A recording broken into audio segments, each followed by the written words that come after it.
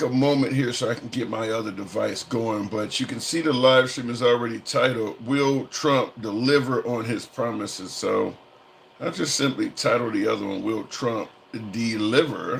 Like the old saying, stand and deliver.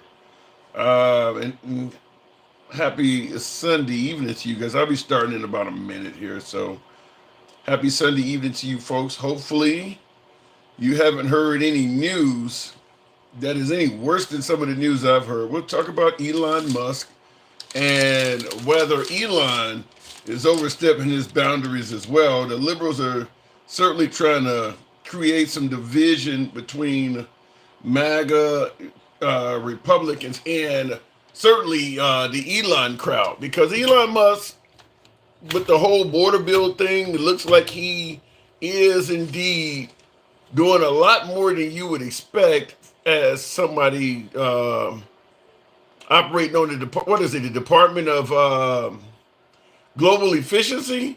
He seems to be doing a little bit more than just that. So we're going to talk about that as well. But he does seem to be doing a bit more than just operating with him. It's supposed to be him and Vivek Ramaswamy.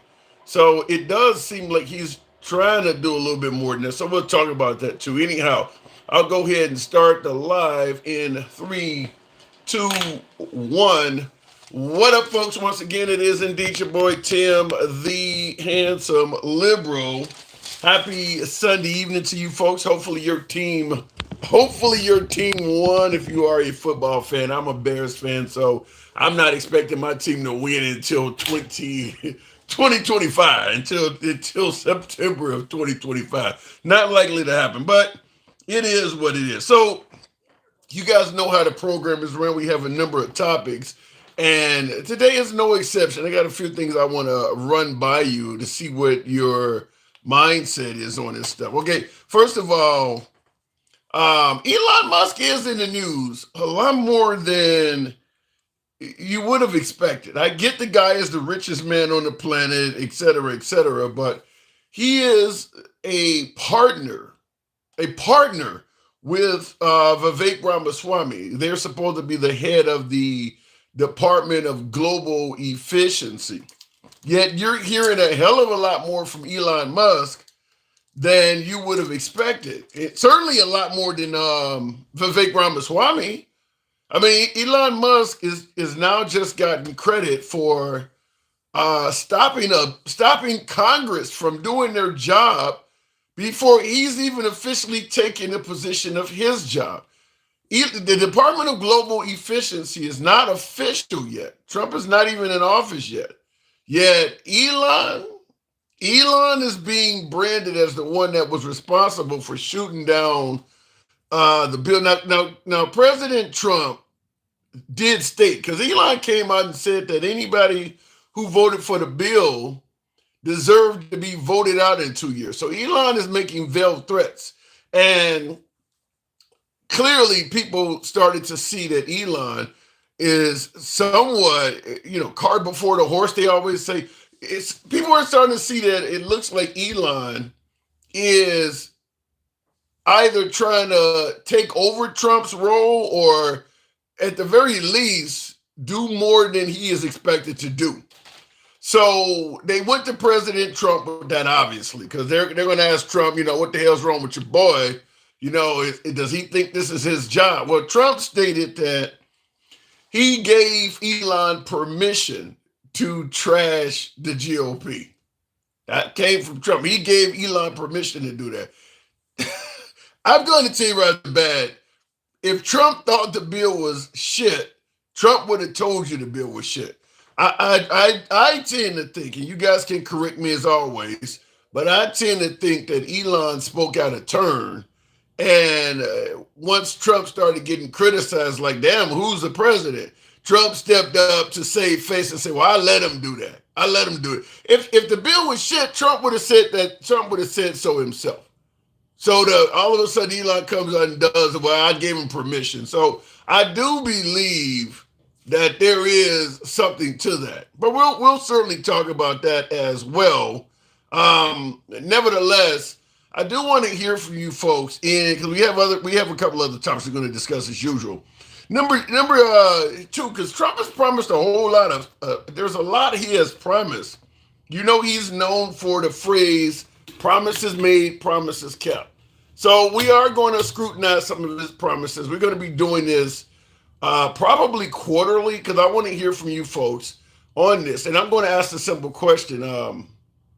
Do you believe he will deliver? Remember his last phrase? You see it on the monitor behind me. Promises made, promises kept. He was well known for saying that. Do you believe he's promised anything going forward that he's likely not to deliver on?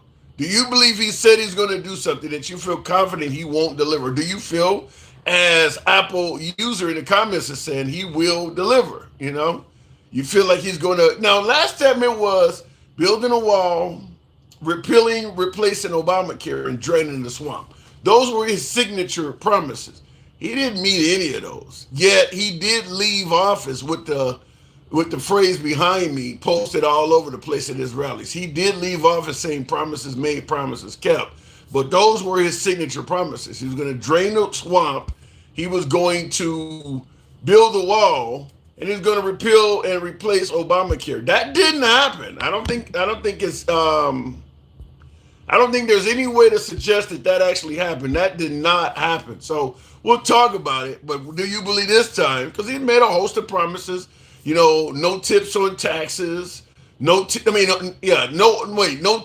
on tips. Got that kind of backwards. No taxes on tips. No taxes on overtime. These are two big promises he's made. He certainly has led the American people to believe that we're going to be looking at $2 gas again.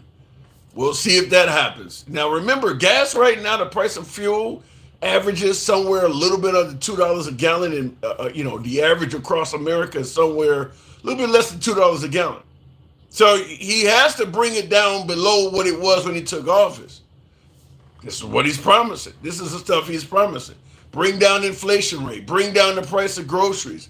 He is promising to do this stuff. So I'm asking, do you believe he will deliver on those promises, or do you believe he has made some promises that will not come true? We'll talk about that. I see in the comments, Low Battery says, I love the name, says $3.49 here in the California Bay Area. Well, in the California, I was an over-the-road driver during Trump's first term, during his term, 2017 to 2021. When Trump was in office, when I did my over there. California fuel was always, I took pictures because I had never seen fuel prices that high. I took pictures of how high. During the Trump's presidency, gas was extremely high in California, Pennsylvania, Hawaii, New York, the New England area. That's typical. That's not something that is specifically related to the president. The cost of fuel in those states, Illinois, certainly California, Pennsylvania. If you're an over-the-road driver, you know this. Those are states where the fuel is always high. It's more to do with the actual taxes and things in that state as opposed to who's in the White House. You're not going to escape high gas prices by electing Trump if you live in California. You're still going to pay more than average. Anyhow, last but not least, before I start taking callers, I did ask earlier, do you think Elon will be happy being the head of Department of Government Efficiency? I said global. Department of Government Efficiency. Do you believe he will be happy managing that department alongside Vivek Ramaswamy, or do you possibly see him wanting a promotion rather quickly, wanting to have more control, wanting to have his hands involved in more issues concerning our government? Because he just fought to have a bill get shot down. Do you see him being happy with that position, or do you see him, pushing to have more power? We'll talk about it. So look it in the comments. He ain't going to deliver shit unless it's for the billionaires. Love to Cruise, like the name as always. Now you're saying that President Trump isn't going to deliver shit unless it's for the billionaires. Remember, the tax cuts for the middle and lower classes expire. I believe they will expire under Trump's watch. So if he extends those, then that's doing something for people that are not billionaires. He's got to do something He can't serve 4 years and do nothing for the working man, can he? Are you saying he's only going to help the billionaires? That would be a bit harsh. Of course, more power already paid Trump off, says Ridderbeck. So you see Elon Musk has technically paid Trump off. Wow. Let me go to the box. Thank you, folks that are tapping the screen, so we can get up to 10,000. Tap the screen. We'll go straight to Sir P. Good evening. Welcome to the program, sir. If the box brings him up there, I may have to switch to Wi-Fi. Sir, are you there? Yes, sir, brother. How are you? I'm doing good. Yeah, good. I hope you're doing well. Thank you. Only a few days left before the holidays, but thanks for coming on. Promises made, promises kept. Do you see Trump delivering on his promises? Yeah, I think I do. I'm not like anybody else that thinks that everything's going to be fixed and we're just going to have smooth roads. I think it's going to get bumpy for a while. I think we're going to see some immediate impacts on some of the negotiation with the tariffs and watch them play back. I think there's going to be we're going to feel the impact initially. I don't see how you can avoid it. I think you're being unrealistic to say you can't. I think it'll work itself around just fine and it'll start producing stuff coming back here. I think that in order to do this, he's going to have to get Congress to pass him a good tax cut. He's going to have good incentives for businesses to bring businesses back here and offset that. Well, the first thing I guess I'd ask right off the bat is, now, when he got elected and make these promises in 2015 coming down the escalator, he had the potential of 8 years in the White House. Now he has the potential of 4. Can he do all of this stuff? Largest deportation in history, for instance. Can he do all this in a mere 4 years? I think he can do a lot and set the structure up. I think only one person could do so much. And he did a lot in his first 4. I couldn't imagine if he could have had 8 what we really look like right now. I think if we could have had 8. Here's what I would have liked him. I'd like, just for the cooperation he's getting right now this time around. You see how it's not as vitriol. I like to imagine what that would have been like. And keep in mind, he created that vitriol in the beginning where he couldn't have it that way. So I'm not one to deny that, but there was a reason for that, nevertheless. But what do you mean by you say a reason? Because I think he had to come out and stand out. I guess we went through political correctness in this country for a long time, where if you said something out of line as a politician, it was political suicide, and you were done. So it's kind of like the silver-tongued doctor that come in and told you what you wanted to hear, but didn't give you the truth. And I think America was ready for something to shake this up a little bit. And do I think a type of Trump, can we have it year in and year out? No. But I do think it's necessary to shake the system up. I think we all can agree. And I think we're going to see with the exposure of Doge just how much of our tax dollars and how much waste and how inefficiently our government is run. I think that, and I think it's possible that Doge will show us how inefficient our government is ran, but I think it will be done from a conservative point of view. In other words, the military, for instance, Conservative Party is pro-military. There is a ton of waste in the military. I don't think the conservatives are going to reveal that. They're going to reveal waste in areas where they don't like, but in areas where they do favor, they're not going to, I don't think you're going to see waste in it. They'll be fine with that continuing. I got to push back a little bit, because one of the things that Pete Hutz spoke about is the waste in our Pentagon and the big extreme in that. And I think there's a lot of people in the military too, that there's just a lot of waste that don't have to do with anything with our soldiers and everything else. Just what we pay for a stapler, the kind of backdoor contracts, the things that are done. We have a lot of overlapping. I think we're top heavy in our military. We have a lot of top heavy officials with like 200,000, 2,000 employees each in our generals. 2,000 to 4,000 each employee has. So I think there's some reductions in the Pentagon that can happen. I think there's some waste and fraud. I don't think you got to cut the military to find waste and fraud. I don't even think it's just necessarily being top heavy. I think we have too much shit that we don't. I don't know how many hundreds of atomic weapons we have or how many carriers we have. When you compare the size of the U.S. arsenal to even the second place competitor, which is China, we easily have far more than is needed. I mean, we have enough equipment as if we're expecting to take on several countries at once. I mean, we've seen what we can do to Russia by handing the Ukrainians some of our secondary equipment. So that was supposed to be the second most powerful country. I agree, but I think you'll find that, I think that's been the notion that conservatives don't touch the military, but I think starting to see conservatives in the Republican Party, we're tired of sending our boys and girls off to war, and we're tired of seeing this stuff. I think you can see a lot of conservatives want to focus on home. We want to focus here. I think that is something that a lot of Americans could get behind, but I don't think that that's going to happen with Netanyahu going crazy. I don't. You think Trump is going to try to rein him in? Yeah, I do because I really do. I think that you're going to see a big difference in what goes on because power by strength just shows it, and the power of the money and the power. Trump knows that we have the ultimate power. Most of our presidents don't display that. You know what I'm saying? This is why I say, you watch the energy push that he pushes. He's no longer going after energy independence. He's going after energy dominance. That's how he plans on to offset these tariffs. Because if you're also supplying the world too, and you're being dominant there, there's no reason for us not to have all the control and even trade across the board. We have the largest economy. We're the largest consumer. We can be the largest manufacturer. We have all the resources all over the rest of the world. There's no reason.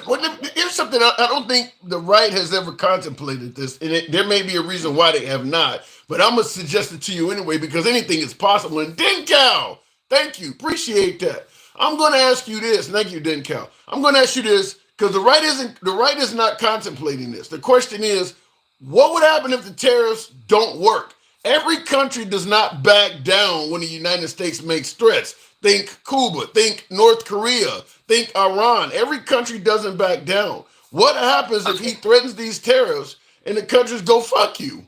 What happens here in America? Because they can't, and that's because we have the control, and they can't just go say that. They literally just can't. And we again because I will say this, Tim, and I say it like tariffs will only work with the right taxes. Them kinds of tariffs will only work with the right kinds of taxes and incentives because you get to use them three ways. You get to use them strategically. You get to use them when you threaten the blanket. But you're doing exactly what I stated, sir. You're saying that because they can't, and I started out by asking you because I do believe the Republican Party believes that the tariffs are guaranteed to work, and I asked you what happens if they don't. Well, they can't.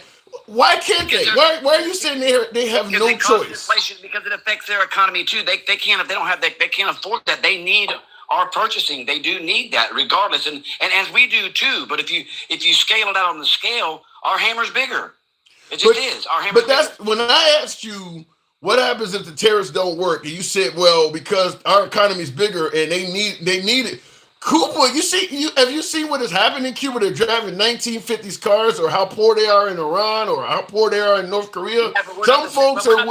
Yeah, that's not comparing oranges to apples. I mean, it really is. How? Because we're not structurally set up that way for one, and literally when you're talking about countries that how many resources is Cuba? How much can Cuba produce for the rest of the world? We can here. We can pump natural. Here's what I don't think you understand what I'm saying. Some countries, as opposed to bowing down to the United States, may say, if we got to live in poverty for a while, I'd rather we live in poverty than to let the United States punk us out. You're making it sound like they're going to see the poverty of what the United States is doing, and that's going to provoke them to do what Trump wants. I'm saying some people are willing to take the hit. I'll track what you're saying, and yeah, I guess that's a possibility. Is it, it's plausible, but it's possible, but is it plausible? No, I think I think it's a lot less likely for any country to say, yeah, we're just going to be poor because we're just not paying America's tariffs, so we're going to do this kind of thing. They're going to make the best business decision for their country. I just gave you 3 examples: Iran, Cuba, and North Korea. They all chose to be poor. And by the way, Russia's another one. Russia's also choosing to be poor. They're a lot poorer since they didn't cave to America. So that's 4 countries right there. Yeah, that's questionable. But Iran, you say Iran, but they would be coming around because we give them money back to them. If you've seen how much you're giving them money back, you're not giving a cent to Iran. You're giving them their money back. When we imposed sanctions on them, we froze their money. That is not money we're giving to them as a gift or out of our bank account. That was just like Russia right now. We have froze a lot of their money. So if they get money from the U.S., it's their own money back. We're not giving them a damn thing. I don't disagree with that, but I disagree with flying it in the night in a form of cash. You don't got to get it like that. It's their money. How else are you going to give it to them? You want to give it a wire transfer? Come on, wait a minute, Tim. Wait a minute. Now, me and you, you're smart enough to know this. That you literally give them to them where you can't trace it. You could have given it to them wire transfer, bank transfer, and either way, you don't deliver it like cash dollars on a plane in the middle of the night. Come on, be realistic. Okay, what's the difference? If it's their money, what is the difference in how you return their money to them? Okay. So if you just, yeah, but I can't even believe that you're even going to stand on that. I'm just curious. I want to know. So one's untraceable, one's cash that you can't tell where it goes for, what it does, how it is.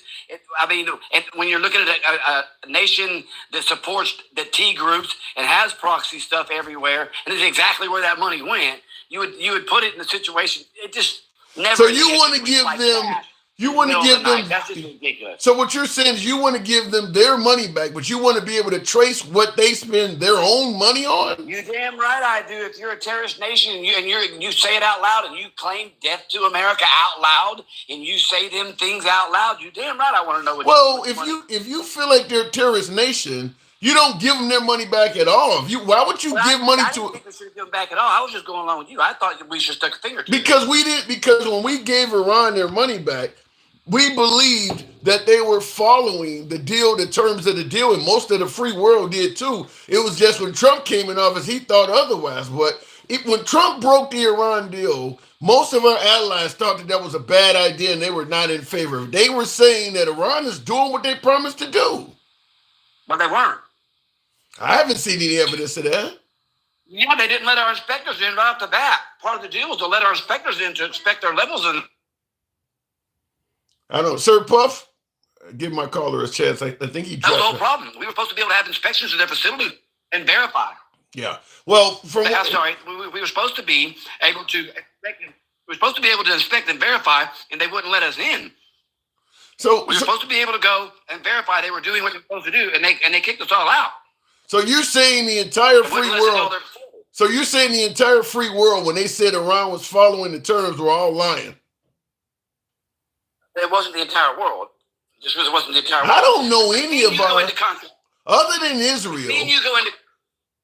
No, that's not true. But if me and you go into contract together, okay, me and you make a contract, and we agree upon conditions, and if I break our contract first, or you, the contract is breached right then, correct? Yes. Okay, so Iran breached our contract and our deal with them a multiple amount of ways. Literally, you breached the contract. How do you expect someone to honor a contract that you breached? Why have the contract in the first place? I agree with what you're saying, but I don't recall it being that way. That the rent being written. Yeah, that's why. Yeah, they kicked our inspectors out. We couldn't even verify. They said they made the deal that they would reduce, but we wanted verification that you were instead of trust me, bro. Yeah, I'm under the impression that they were letting our inspectors where we demanded as part of the contract for them to be able to have access to them. We decided to expand it. Until you find that's not the case. Okay, all right, fair enough. We'll leave it at that. I know you got a lot of guests. I don't want to keep you up forever. I just like stopping and chatting with you. And we'll see where it goes from here. It's going to be an interesting ride. I look forward to seeing the next, 90 days or so. It's going to be funny. 6 months. I'm dying to see what happens as Trump says on day one. We'll see for certain. We'll be talking again. We'll be talking in Sir Puff. Yeah, man, later. Absolute. Thank you. Appreciate it. And by the way, that's how the program is ran. We don't block, ban, or censor anyone for their comments here. You're going to hear comments you agree with, comments you disagree with. That's how free speech works. This is a program where you can be critical of anybody in the comment section up to and including the host. If you think something doesn't make sense, state it. We may reach a comment out, but back it up with something. Just yelling out, well, you're a clown, you're an idiot. That means nothing. Add some meat to the bone, I always say. So if you feel like you disagree with something, feel free to state it, but state it with a little bit of elaboration. Looking in the comments, though, Trump is the one that broke the deal, says Hubert. That's the way I saw it. And my last caller had a difference of opinion, but not only did I see it as Trump broke the deal, but my opinion, before I go to the next caller, is this. I always believed your word is all you have. So if someone makes a deal with the United States, they made a deal with America. They didn't make a deal with Obama. They didn't make a deal with Trump. They didn't make a deal with Biden. They made a deal with America. When Trump came along, got us out of not only the Iranian deal, the Paris Accord, he was starting to push hard on NATO. He was, NAFTA, you name it. And the issue I have is this. Even if Trump is correct, DJ Julio, thank you. Appreciate it. Even if Trump is correct, saying that these are bad deals or whatever the case may be, Once America signs its name on a dotted line with a foreign country agreeing to a deal, I don't think it is in America's best interest for a future president to say, you know what, the last guy before me made a bad deal. I'm not going to honor it. Because if you are a country, you're doing business with America, first question comes to mind when you're talking to the president or the ambassador or whoever you're speaking to is, how do I know the next guy after you isn't going to break this?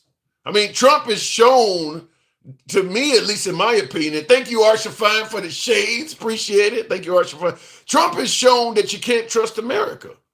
But, I mean, I don't care how bad the deal that Obama made was, if Trump believes it was a bad deal, it was made by the United States. Find another way to get out of that deal without violating the terms with the person you made it with. Trump has literally shown that if you make a deal with the president of the United States, it's only as good as the current one that's in the White House that you made the deal with. The next guy may come in and just totally break it. That's not how your word works. That is not how I always use the example. You purchase a vehicle from some dealership and it is $2,000-$3,000 below the manufacturer's sticker price. You're getting a great deal. All of a sudden, you take the car home, you don't sign on the dotted line, you're happy you don't got this car for so cheap. All of a sudden, the CEO of the dealership or maybe the husband shows up because you made the deal with one of his associates or his wife or something. He wasn't working that day. Shows up to your house with a tow truck. That was a bad deal my wife made with you yesterday. She sold this car to you too cheap. I want it back. Would you ever do business with a dealership like that ever again? That you guys had an associate behind the desk. I met the terms you asked. I signed. You gave me a damn car. I took it home. You're going to show up the next day saying that the person that you had working in it did a bad job representing your outfit? I do believe that Trump really, the image he gave of the United States. Now, I know you may favor this because maybe you do think the Iranian deal was bad. But I don't believe it paints a good picture to just break your word willy-nilly like that. I just think that's a real bad precedent. And like I said, if I am a world leader, after seeing that shit, I would be hesitant to enter any deal with America. How do I know the next guy's not going to just break it? You did. Let me go back to the box. He does that all the time, says Brian. Then that's a bad precedent. JPT Farms. Thank you for the love. Appreciate it. Going back to the box, Dencal, good evening. Welcome to the program. I don't know what I just hit there, but Dencal, good evening. Thank you folks that are sharing the live. It does help. I appreciate that. Dencal, good evening. Hey. So you the man I've been talking about on this, quite a bit because we've kind of tossed this around. But have you seen any promises that has come from the Trump camp this go round that you believe he may not meet? Or do you believe he indeed will meet his promises this time? The problem with that question is we don't really have a metric of what success is for him, because when he says the greatest deportation ever, like you've been saying before, all he's got to do is parade a couple people across the screen and say, "Hey, look at how great we doing," and then his people will be like, "Promises made, promises kept." Well, when you look at the Biden administration, when it comes to deportations versus open borders, it's pretty easy for Trump to do a much better job at deporting people than Biden, because Biden is pretty much letting them in. Well, look, I don't want to get into the back and forth of what is let in and what the people who came and asked for asylum and all of that stuff. The point is, we understood why we had a mass entrance into this country. We kind of understand what the circumstances were.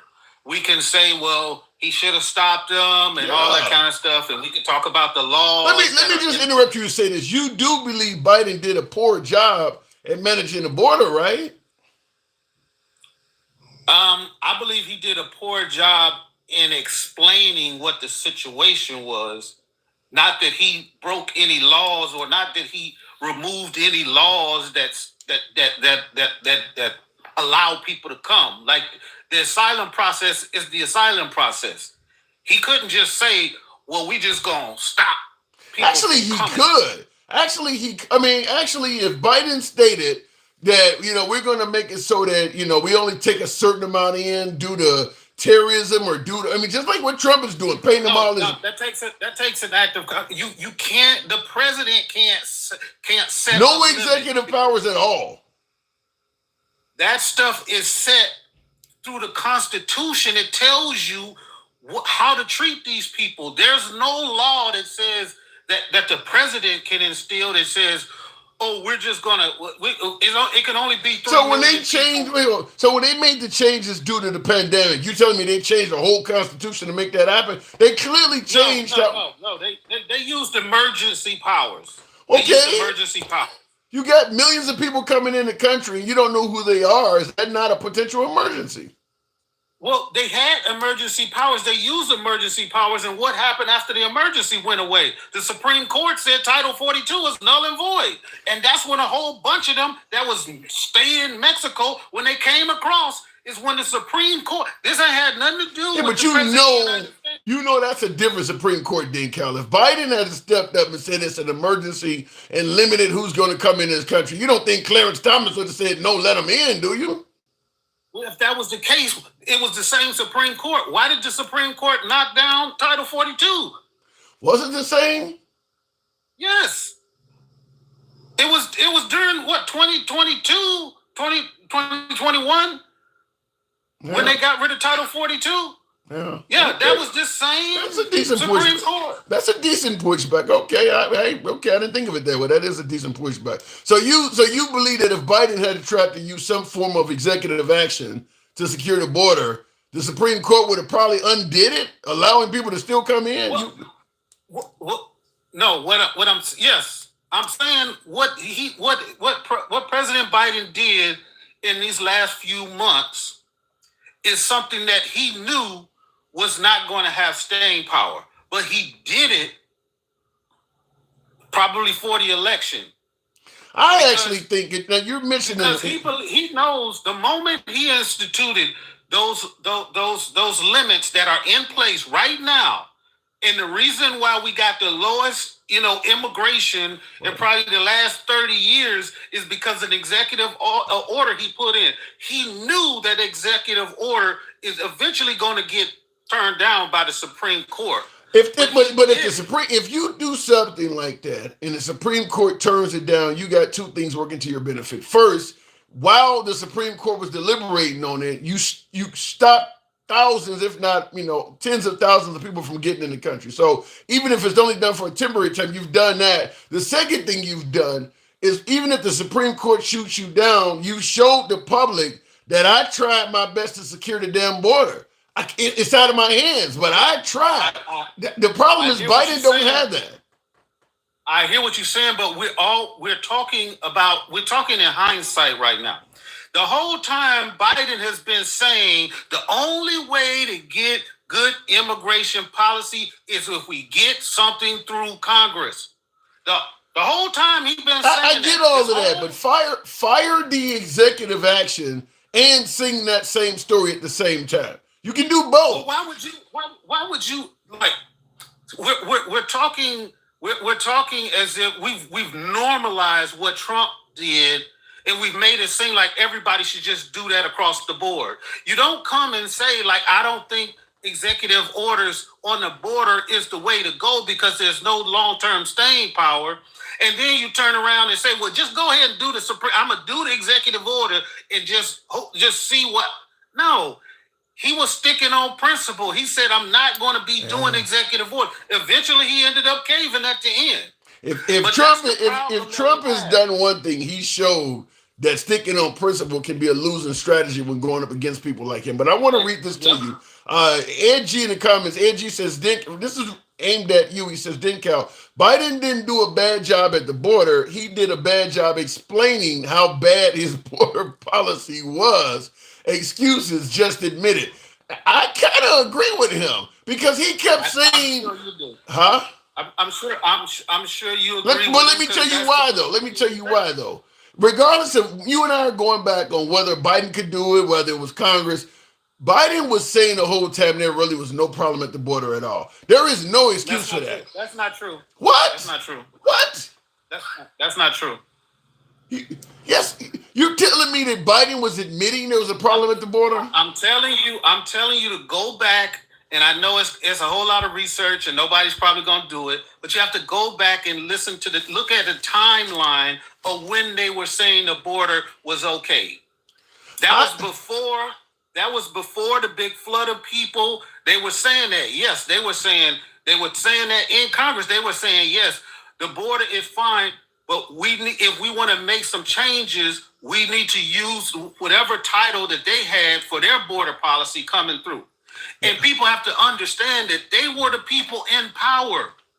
If I'm the person in power and I come up with a bill and I say, listen, this is what my border policy is, and you reject that, I'm not just gonna automatically just start adopting your policy. Well, the problem is what you said earlier is that poor communication is why these conversations are being had. Now, I do remember Kamala Harris also making jokes about how long it took her to get to the border, saying, well, I ain't been to Europe yet either. They were telling them from day one, we got a major issue at the border. Right.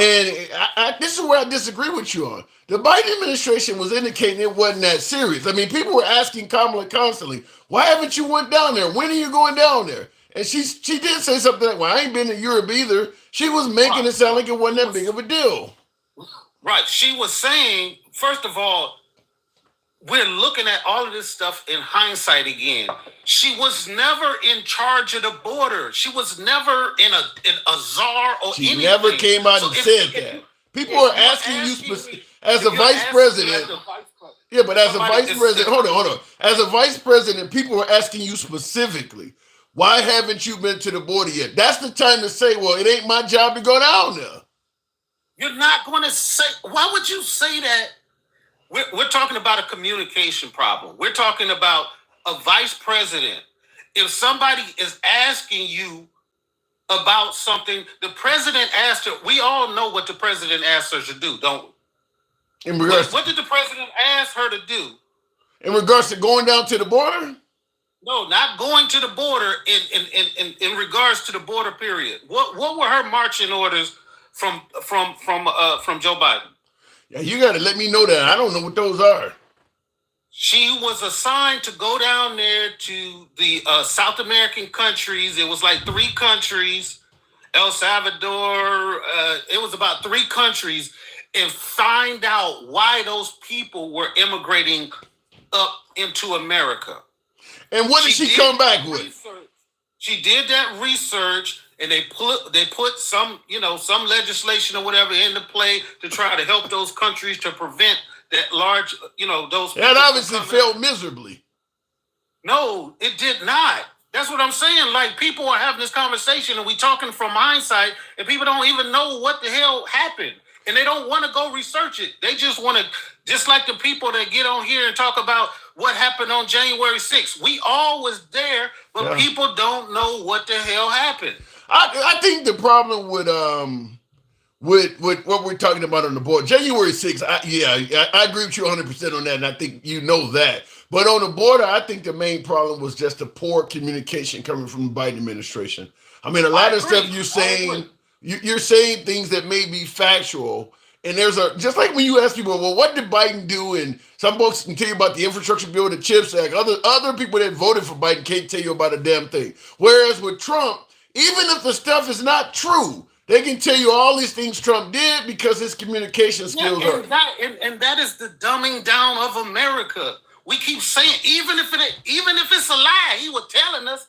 I don't want to hear him tell me what he thinks in every given moment. I want him to go into deep conversation with professionals and people, subject matter experts, and come to a conclusion and then have a conversation. Just the same way we was talking about the other day about those drones. Well, Trump would have came out and said, shoot them down. And he would have said, that shit is not good for the country. It's not good you can say it's not good for the country, but this is what the people want to hear from you. Like now with these drones, you're just not hearing from the Biden administration really at all. Even on this border bill, even on this border bill that Elon and all of them were shooting down before they're even in the White House. You got a lot of Democrats saying we really haven't heard from the Biden administration at all. I mean, he's a lame duck. He's not passing any legislation right now. He's president. He's not passing. No president with a month to go is passing legislation. So what is he? You don't just checked out already? No, he's doing his official duties. If you look at his calendar, like you can see what he's doing, but it's not engaging with the Congress. They're sitting there bickering over a bill, and you got more information, you got more pushback and more input coming from Trump's administration, who is not even officially in the White House yet, than the guy who is. You're telling me that's normal? I'm saying that Joe Biden's voice in this situation would make no difference. They know where Biden stands. I'm sure they're in communication with him. By Joe Biden, an unpopular president, coming down there and saying what? What is he supposed to say? You just want to see him come down there? It'll make you feel better? I think the American people want it. That's not his job, man. His job is not to negotiate for Congress. People getting it mixed up. We need to go back to Schoolhouse Rock and explain how bills and stuff are made. I disagree with you. I think his job is to make statements about Congress. I mean, Trump has shown that all of the stuff you're talking about, the status quo, Trump has shown that shit's a loser by today's standards. You got it. If you don't play by the rules that he has changed and set, you're gonna keep losing. Even if you're right, even if you're not gonna win doing that shit anymore. He's shown. Okay, but we're talking about winning. You're talking about him winning personally. I'm talking about Americans winning, because nothing in that bill that he stopped or anything that he stopped from going through was a winner for anybody. None of that stuff was a winner that he stopped, because that money that he stopped from, there are people, those are actual human beings that are not receiving funding, like the cancer research funding, all of that stuff. But at the end, we say he won. But what did he win? He didn't win anything. All of the stuff that he wanted got shot down anyway. Yeah. Well, so who won? The reason why it looks like Trump is winning is because it looks like he's the boss in control. Even if what you said, like I said, I'm not disagreeing with you. The way the bill came out was not the way he wanted it to come out, but it does look like he is in control and Biden is not. Right, but if you sat there and you listened to the negotiations from the beginning, which they had negotiated, a fair negotiation with the Republican, what we thought was the leadership, they came to an agreement. Then from a tweet from the unelected, dude say, no, we not passing no legislation, period, until Trump get in office. And Trump was forced to react because he couldn't let Musk, that absolutely happened. And that's what I was going to ask you. Before I'm moving on, I was going to ask you that. And Hubert, I'll respond to your comment in a moment. You're saying, why do immigrants always equal bad? They commit less crimes. I do agree with that. I'll talk about that in a second. But do you see Elon Musk, Dencal, is trying to overstep his boundaries? Maybe that Department of Government Efficiency job is maybe not enough to satisfy his desires? We're talking about the richest man in the world. And power corrupts, absolutely. So he has nothing to gain financially for what he's doing, which lets you know that there's other alternatives. Motives, yeah. There's more intentions that are coming into play right here. And if he is as smart as people say he is, and he has injected himself with his donations to Trump, he understands that he got Trump by the balls. Damn. And if he were to come out today, what Trump would have tried to turn on him and say, well, Elon Musk, you got to step back, he could easily come out tomorrow and say, listen, President Trump, he basically hired me to use Starlink, and we kind of flipped the election. Trump would be like forever. I think one thing we've seen is that people don't believe bad information about Trump. I don't think it would take Elon a lot before he could convince people, particularly MAGA, that what he said about Trump is true. People don't believe bad stuff about Trump. But Elon Musk is the person who could present the evidence. He has the means. He has the means to distribute We've the evidence. seen Ashley Babbitt going through a window, and that's not. I don't think they care about evidence, Decal. I give you the last word, though. I don't think it matters. Yeah. Well, I just wanted to comment on what Puff Pass was talking about. I just wanted to kind of button up some things about the Iran deal. All right. They did not break the Iran deal. Trump was pissed off because the Iran deal did not include their testing of ballistic missiles. And he wanted to include that in the deal afterwards. And Iran said, no, we've already made a deal. And so what he was talking about as far as the inspections, they were honoring the inspections, but they had an established list of their nuclear facilities that we could look at. They started trying to ask them, could they just look at any? That's exactly what I said. Is that they were no country is going to allow you to just ramshack every military facility and look everywhere. And that's where there was a hiccup, and that's where he said, well, they made a bad deal and they should renegotiate the deal. And that's why he broke the deal, not because they broke their end. That's why all the other countries in the whole world said, what is you talking about? They're abiding by the deal. That's exactly what I said to my last caller, too, is that they were allowing us to do inspections, and the Trump administration tried to add shit in there. That's add places that they could do inspections that were outside of the regular agreed upon locations. And that's exactly what you're saying as well. I got to move it on then, Cal, but that's why all of our allies were saying exactly that. They're honoring the deal, and you're breaking it for no reason, and that's because Trump was trying to change the terms. Hey, just real quick to Mountain Loving Mama. What's the point of the deal? The point of the deal was to stop them from creating a nuclear weapon. And you can't if you check their nuclear facilities, you can't move around nuclear fissile material just all willy-nilly. So no country is going to give you access to all of their military facilities to look for nuclear. Like they had a part of the agreement was they had anytime inspections, certain places. Now you could get to look at other stuff, but you had to put in a request. You can't just show up one day at a probation officer. Just anytime I show up, you got to let me in. At my Air Force base, talking about I want to take a look at, No, no country is going to do that. So that's the reason why you can have an agreement to accomplish a certain thing without just saying you give free reign over my country. No country is going to do that. Exactly, I agree with that part. Then Cal, appreciate you coming through. And that's what I said as well, is that Trump wanted to expand the limits of where we could peek and prod and look at.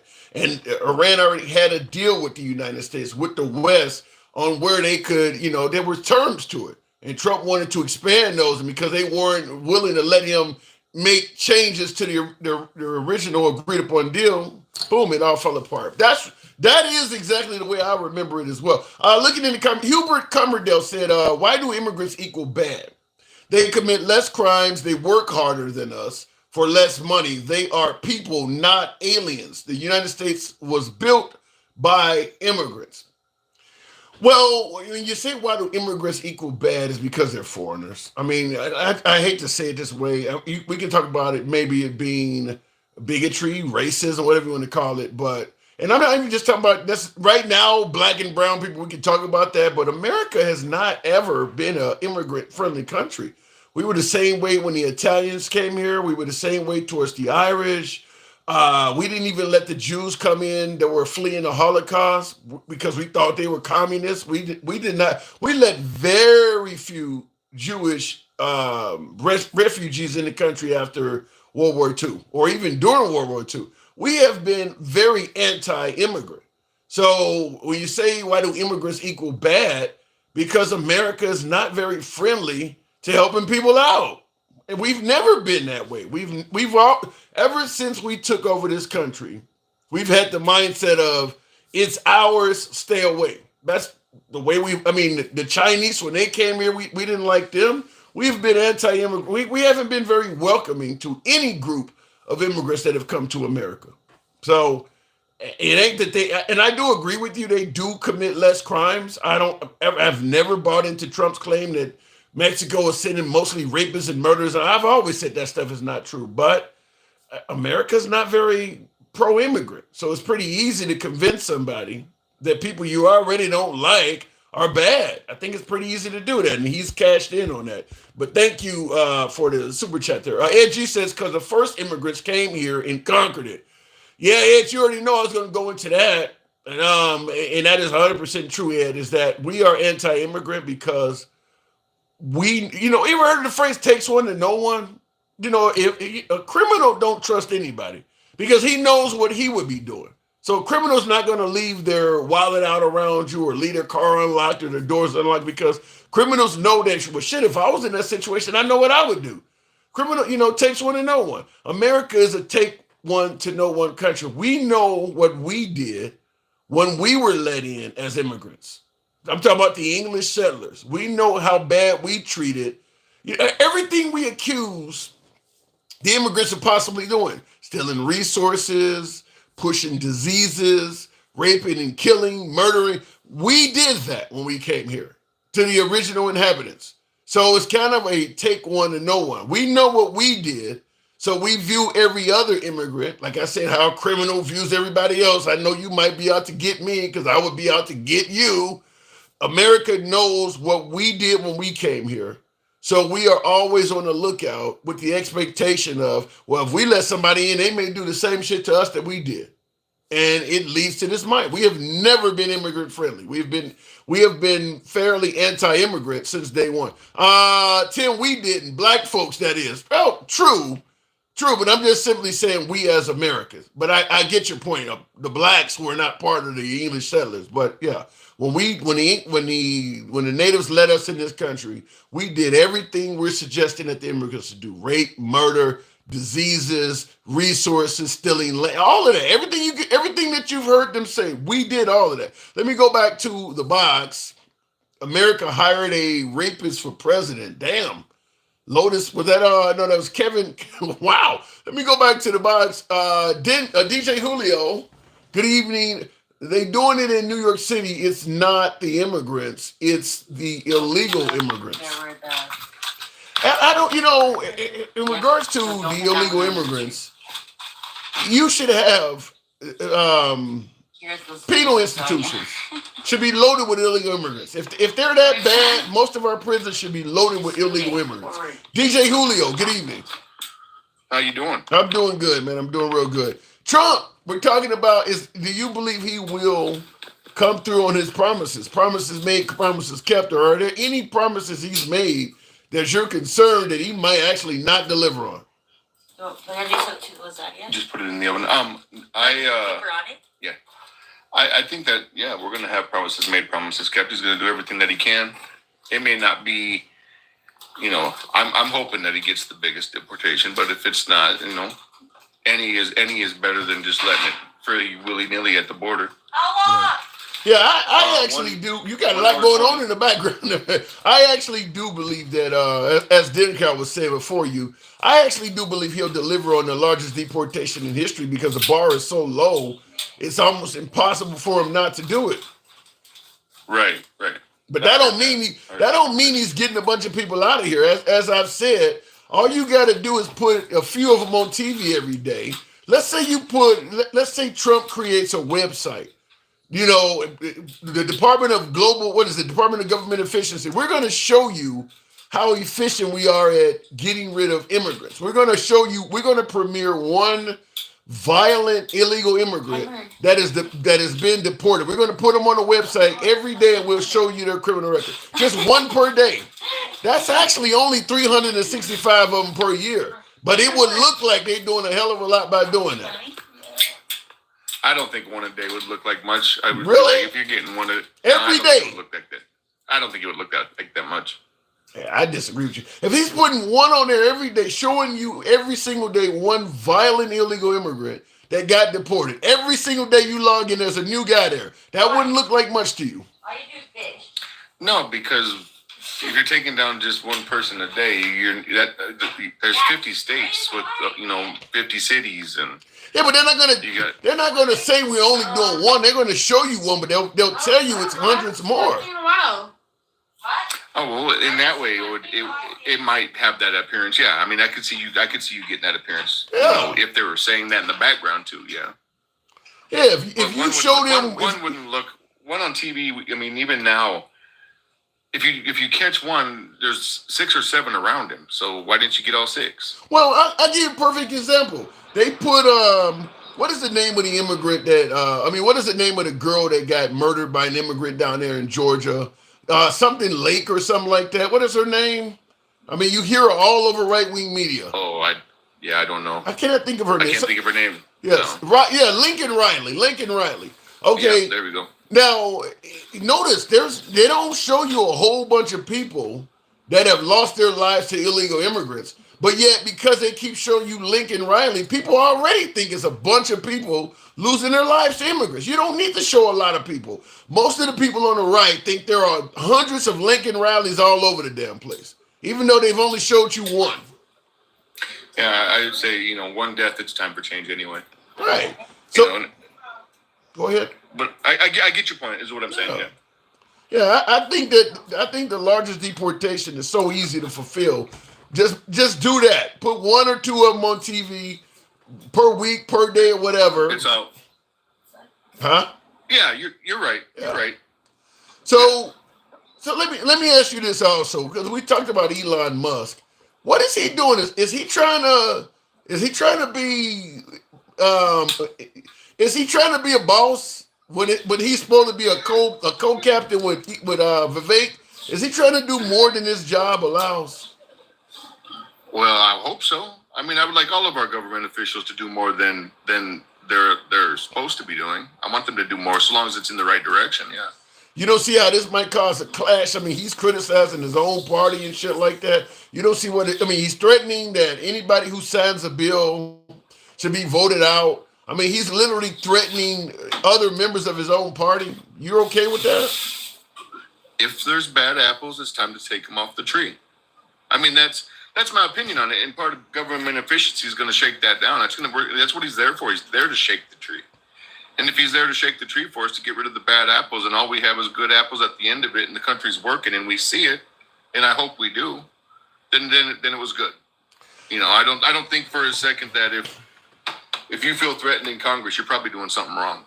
Oh, maybe you just got a bad boss. You ain't always got to be doing something wrong. I know you and I disagree with this, but I don't think everybody that was behind the January 6th hearings committee was doing something wrong. But if people don't like you, they can come up with a reason why they want to get rid of you. I don't see where Adam Kinzinger, who was a Republican congressman in Illinois, he had to step down because they were coming after him. He didn't do anything wrong. Well, I mean, I question that. I mean, nobody leaves a good opportunity because they're afraid of a little backlash and a little media. If you're leaving and you're stepping down to keep something quiet, Tim. I mean, that's the only time people step down from shit like that. Nobody runs from shit like that. I don't think that you say just to keep something quiet. You do realize in the case of some of these people that MAGA's threatening people's lives and shit like that. Well, making America great again isn't threatening anybody. There's people out there that are stupid on both sides that are making threats to people. You don't think Liz Cheney received any life-threatening emails or calls from MAGA at all? Not from Make America Great Again. No. MAGA is Make America Great Again.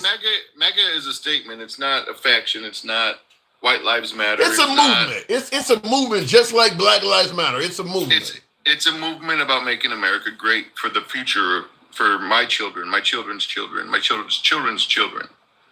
You're right. It has nothing to do. We're not out there making death threats. Stupid people make death threats. Stupid people threaten people. Understand that. But you don't think anyone that is in agreement or operating with MAGA to make America great, you don't think any of those people are likely to make threats? Whether you have the ideology or you understand and get what MAGA stands for, or you're just an ignorant. Yeah, we have white supremacists out there. Yeah, 100%. Are any of them MAGA? Are any of them MAGA? Would they support the movement? I'm sure they support the movement. Yeah. Okay. So it's nothing. It's no different. It's no different than the Panthers back in Black Lives Matter, or on that side of the fence. I mean, it's just talking points that are absolutely stupid. If I think there's a power difference though, Julio, and I'll tell you what I mean. You don't hear about Black Panther members being a lieutenant on the police force. You don't hear about Black Panther members being in the military, stuff like that. You do hear that stuff. I mean, when January 6th was investigated, a lot of them folks were actual police officers that were there. You don't hear that from BLM or from the Black Panther movement like you're talking about. They're in positions of power. Well, I mean, that would make sense for cops to be there. Most cops would probably lean Republican. Yeah. I mean, but those are the people that when you're in trouble, you call. Those are the people that I call when I'm in trouble. Or the people that are breaking in the building. The people that are breaking in the building, those are the ones you call? Well, if they're cops, yeah. I mean, I don't know who shows up at my door. I don't know. And nobody can really tell. But it's the rhetoric that's the problem. It's why are we talking about why we have such distrust in the government that would even happen? And if there was evidence from the FBI files that have been leaked, or that have been not leaked, but that Matt Gaetz has gotten out in the open, I wish there was solid evidence that January 6th had a reason to happen to begin with. Remember, the whole purpose was to stop the steal. I wish there was solid evidence that it was stolen. I agree with you. Yeah, I agree with you. Yeah, because I believe it's out there. Will I ever see it? I don't know, but I believe it's out there. The man's been president twice. When the hell are we gonna see it? He told us he's gonna drain the swamp and show us all this shit. Why haven't we seen it yet? He's the one that's saying January 20's not here. January 20's not here yet. But but wait a minute. If you're gonna tell me at the end of the 2020 election that it was stolen from you, you still got 2 more months you're going to be in power, just like Biden is still in power right now. Why don't you show us the evidence that is making you say this? He should have showed it to us already. No, I agree. I agree with you 100%. Yeah. Well, and that's, in my opinion, January 6th should have never happened. As opposed to talking about the feds was there and what is the guy's name? Ray Epps or whatever. It should never have happened. I don't see you had hundreds, if not thousands of people there that day. And most of them, the only evidence they have that something happened was that Trump or Steve Bannon or Giuliani told them. Most of them folks in that crowd, if you pulled them aside and said, show me some proof that this actually happened, it was only 2 months after the election. It was still being investigated. They had no reason to be there acting like that. Yeah, no, I understand your perspective 100%. Yeah. All right. All right, so you favor what Elon is doing. You don't see any problems there. No, when Trump ran the first time, that's the reason I voted for him, was I wanted something different. I wanted something to shake us to our core, and it has. And how? And how have we been shaken? Well, because we got to see what it was like to actually succeed, and what it felt like to actually earn your money and keep your money. At least I did, and I've told you that a million times. Yeah, I haven't seen that shit. I know since Biden's been in for sure. No, you're right. The last 4 years have sucked. The first 4 years before that, 8 years ago, that was nice. I've said this before. Now, I know under Biden, many folks did not favor the economy, grocery prices and things like that. But I don't remember living that large under Trump. If you compare Trump's economy to let's say, Obama's economy, were you really living that much better under Trump than you were under Obama? Under Trump, I was able to take a breath for sure. And under Obama, you were stressed? I made about 20,000 less. And you believe Trump is responsible for you making that much more? Something with the tax code changed, so I assume, yeah. Okay, all right. Well, we'll see, because He's promising to give us another round of it. Hopefully it goes that way. Hopefully you make another additional 20,000. Hopefully I do too. All right, Julio. Yes, yeah. I hope. I don't see it, but I hope. I hope. I got hope. He's not in the office yet. He's not in the office yet, and he's already making Canada stand down. He's already making China stand down. Come on. He's a powerful man. If people don't see by now that we made the right choice, then they just hate Trump because of his last name, and they should move the fuck on. Wow, Trump derangement syndrome. Well, you know how I feel. My main issue is that whole giving police immunity. That's what steered me clear. That was a deal breaker for me. But yeah, you haven't heard nothing about that. You haven't heard nothing about that in the last couple of weeks. So that's already one. So that's already one promise he don't make. That's a lie, is what you're saying? Well, I mean, maybe he found out it was a bad idea. That makes it a lie, though. No, that makes it. You didn't tell the people you found out. If I promise to do something for you, and I realize it's a bad idea, as you say, that was never a promise. That was something that he would like to do. That's what he wanted to do. It wasn't a promise that he's going to do. What's the difference? Promises are. If he says we're going to give police immunity from prosecution, we, meaning he's included in it, how is that not a promise? Maybe we give police immunity. He didn't say maybe. I heard maybe, but maybe I didn't. Maybe I hear it because I want to. You wanted to. All right, Julio, I got to move it on. You definitely heard something that wasn't there. Thanks for swinging through the other day. I appreciate that. What? When I was playing. I appreciate you coming through. Coming through what? When I was playing, DJing. Oh, on the live. Yes. Yeah.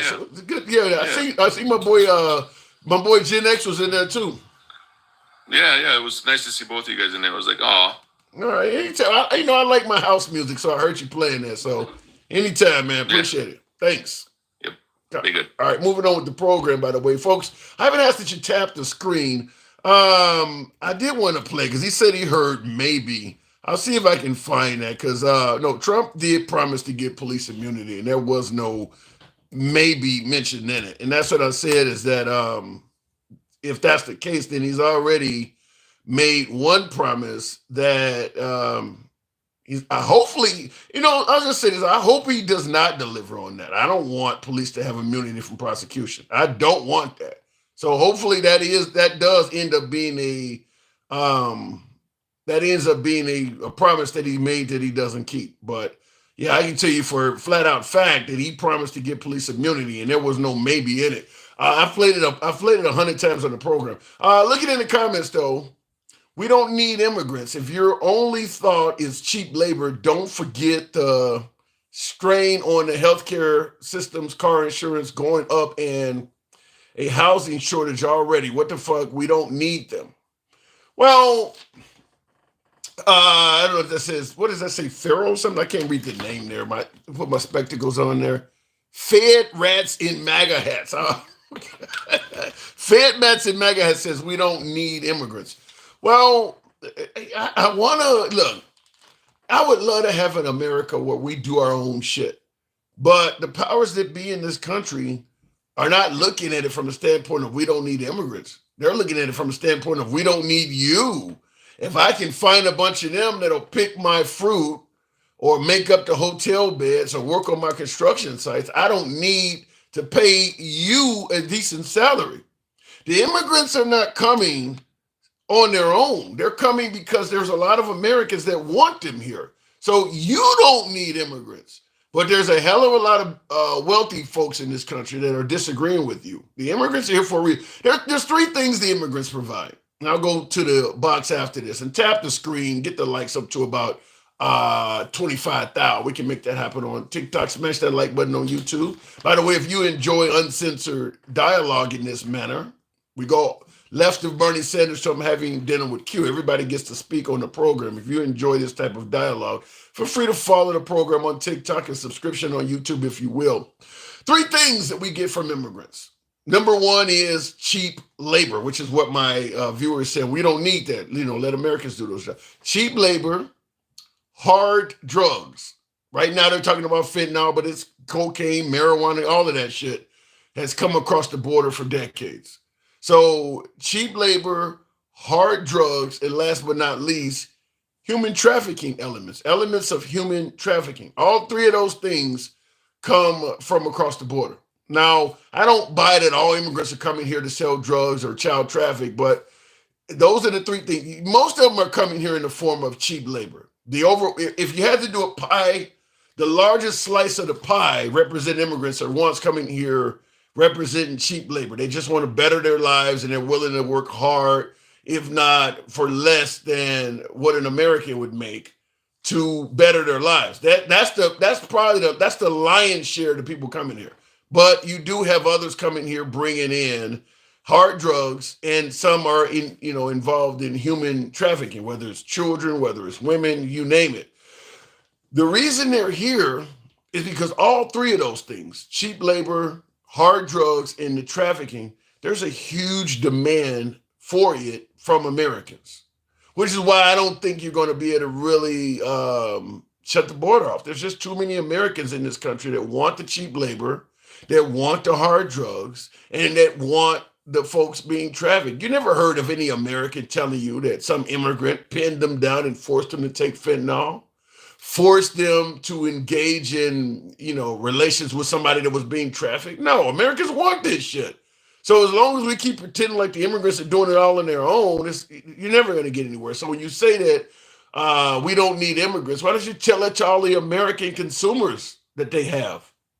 All of the Americans that are giving them an incentive to bring that shit. Going back to the box, because clearly a lot of people would disagree with you. A lot of high-level drug dealers and politicians that are making a killing off of what they bring in would disagree with you.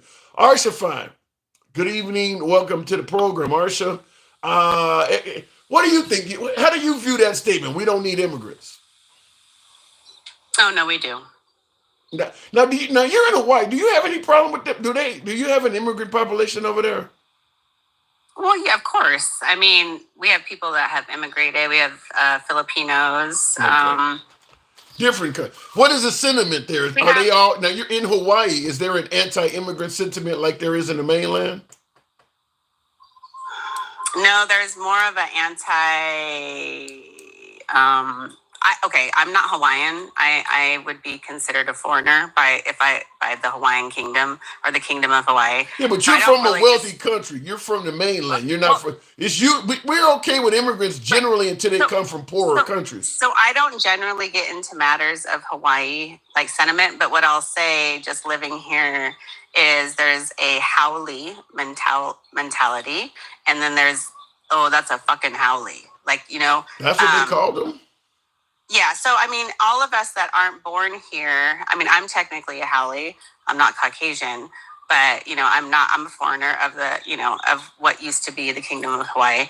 And there's a different way of life here. You can't bring mainland way of life to Hawaii. It doesn't work. Like, go back if that's what you want. It's a little bit more community centered. People work hard. Some people have 2 to 3 jobs. Yes, there's a lot of people that, you can think of, some of the people that native to Hawaii might think of, mainlanders as immigrants, right? That sounds people with 2 or 3 jobs, that sounds very familiar to me. That sounds like mainland living. Well, they're hardworking people. And again, there's some of those people that send money back to their families, right? Yeah. From another, similar to like other immigrants. Again, I work with a lot in the place where I work. I work with a lot of, I would say, non-Caucasian people, and they definitely weren't born here in Hawaii. So, and they aren't from the mainland either. So they're definitely immigrated here. We have like Micronesians. You name it. Like, you got it here. Now your state tends to lean liberal. What is the sentiment towards Trump there? I mean, are they fans of Trump? I mean, like, what is the sentiment? I mean, it's certainly among Native Hawaiians towards President Trump. I can't speak for that because I'm not Native Hawaiian, but the people that I do know that are Native, they're pretty just anti-American in general. Wow. Why is that? Because they were annexed. They didn't have a choice to become a state. They were, especially after the bombing of Pearl Harbor, it was, the mainland U.S. and the military just dug their heels in more. When the Queen gave over the kingdom of Hawaii, she wore all black and she had a veil. Like, it was not a happy day. So I mean, it wasn't their dream to become a state. So and again, I don't speak on Hawaiian affairs. I just know enough Hawaiians that I learn every day, and enough Native people that live here. Again, I've only lived here since 2015. I am a person from, the Pacific Northwest who came here totally loving the way they live and the community and the belief of living aloha. And, it's great. So that's all I know. Okay. Are they Trumpers or are they Kamala Harris? I think they're more community oriented. So they're not necessarily anti-immigrant. I don't think the immigration thing was the thing here. At least that's not what I heard. I think, cost of living here, like people were talking about gas. Gas is never cheap when you live on a freaking island. Well, everything's got to be imported. Yes, it does. Everything has to be, from electricity, and they're trying to be 80% renewable energy by 2000. I think it's 2050. We're like 30% there. So you would think on an island like Hawaii, there should be solar panels everywhere. There are. I mean, our house is fully photovoltaic. They're building solar farms. I mean, it takes it takes. Yeah, it takes people. Yeah. It takes people to build it. Like, if you need a job, if you're feeling like you don't have a job, come to Hawaii, because there's more jobs than there are people. Yeah, but do they pay enough to live on that damn island in that tourist area?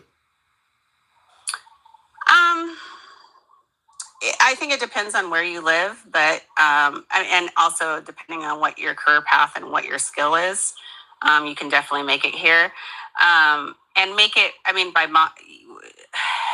heard you guys had a lot of people living in vehicles on that island.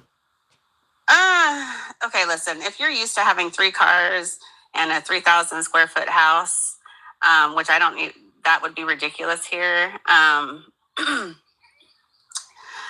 Again, you have to just decide what your priorities are when you're living in Hawaii. Like, we definitely doubled down. I mean,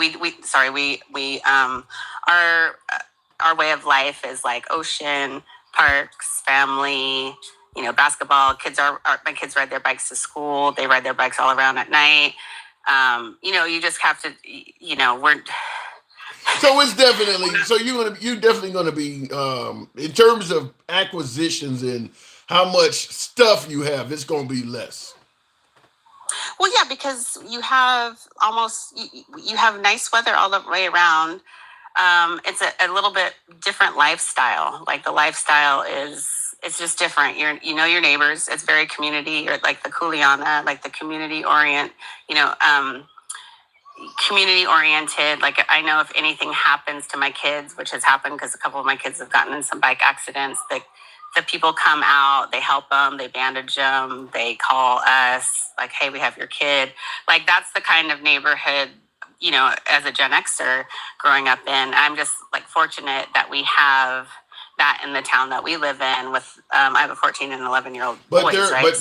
But they don't have they're not very pro-American though, because of, like you said, because they didn't have a choice. No. I'm not saying that. No, please don't. I would say that there is. It's similar to the Native Americans on the mainland, when the people came, taking away, stripping them of their language and their culture, and making it illegal. For that happened here. I mean, in the 60s, right? So that was not that long ago. Yeah. These people, Hawaiian children born today don't know Hawaiian. And maybe their parents don't even know it, because it was illegal to speak your native language. It was illegal to practice your culture. So, of course you have animosity, right? Yeah, I did not know. I mean, there's so much of our history that made this great nation that they don't tell you. Certainly the bad stuff that a lot of the, local folks can tell you stuff that probably got wiped out of history books. Right now, there's a movie, for instance, on Netflix what is it called, the 6888 or something like that about. Oh yeah, I can't wait. The Tyler Perry movie. Yeah, and amazing. I saw it this weekend, and it's just like that. There's so many stories like that they just wiped out of history. So it's just a trickle effect where people are continuing to learn stuff. And I think it's important wherever you move or wherever you visit to know the history that you're going into, because one, you're gonna you're gonna and again, this is why I said to you, when people would come and I'd meet them and stuff, and hey, what do you think about this? And I don't speak on that, because one,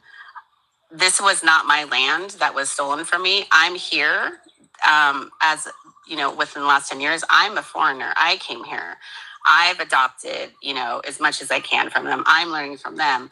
I don't tread on their. I don't know enough to have an opinion.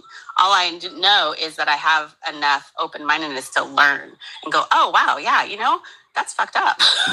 Like it didn't just happen like to the Native Americans. It happened just with. It happened everywhere they went. It literally happened the settlers that came to America, everywhere they went, they did that to somebody else. But let me ask you this though, in regards to the actual topic. Yes. Trump has made a lot of promises coming in. Do you feel confident that promises made, promises kept, or do you believe there's some promises he may have made that he has no intentions, there's no way in hell it's ever going to be delivered? I don't know. It depends on if First Lady Musk is on board. So you believe that Elon Musk is controlling things? Listen, we have a billionaire as a president. We have the richest man in the world whispering in his ear. We have CEOs and presidents of corporations that are being appointed. We have the richest of the rich now controlling America. This, in my opinion, is one of the scariest things, because you know why? They have nothing to lose. With any policy that they put in, their kids are going to be fine, their cousins are going to be fine, their friends are going to be fine. The only people that are going to suffer are the regular us, the regular people. And Donald Trump, everybody's like, oh, we loved his tax cuts. Oh yeah, because we're still on those same tax cuts. If you make less than $500,000 a year, guess what? You save $1,000. If you make more than that, you save $70,000.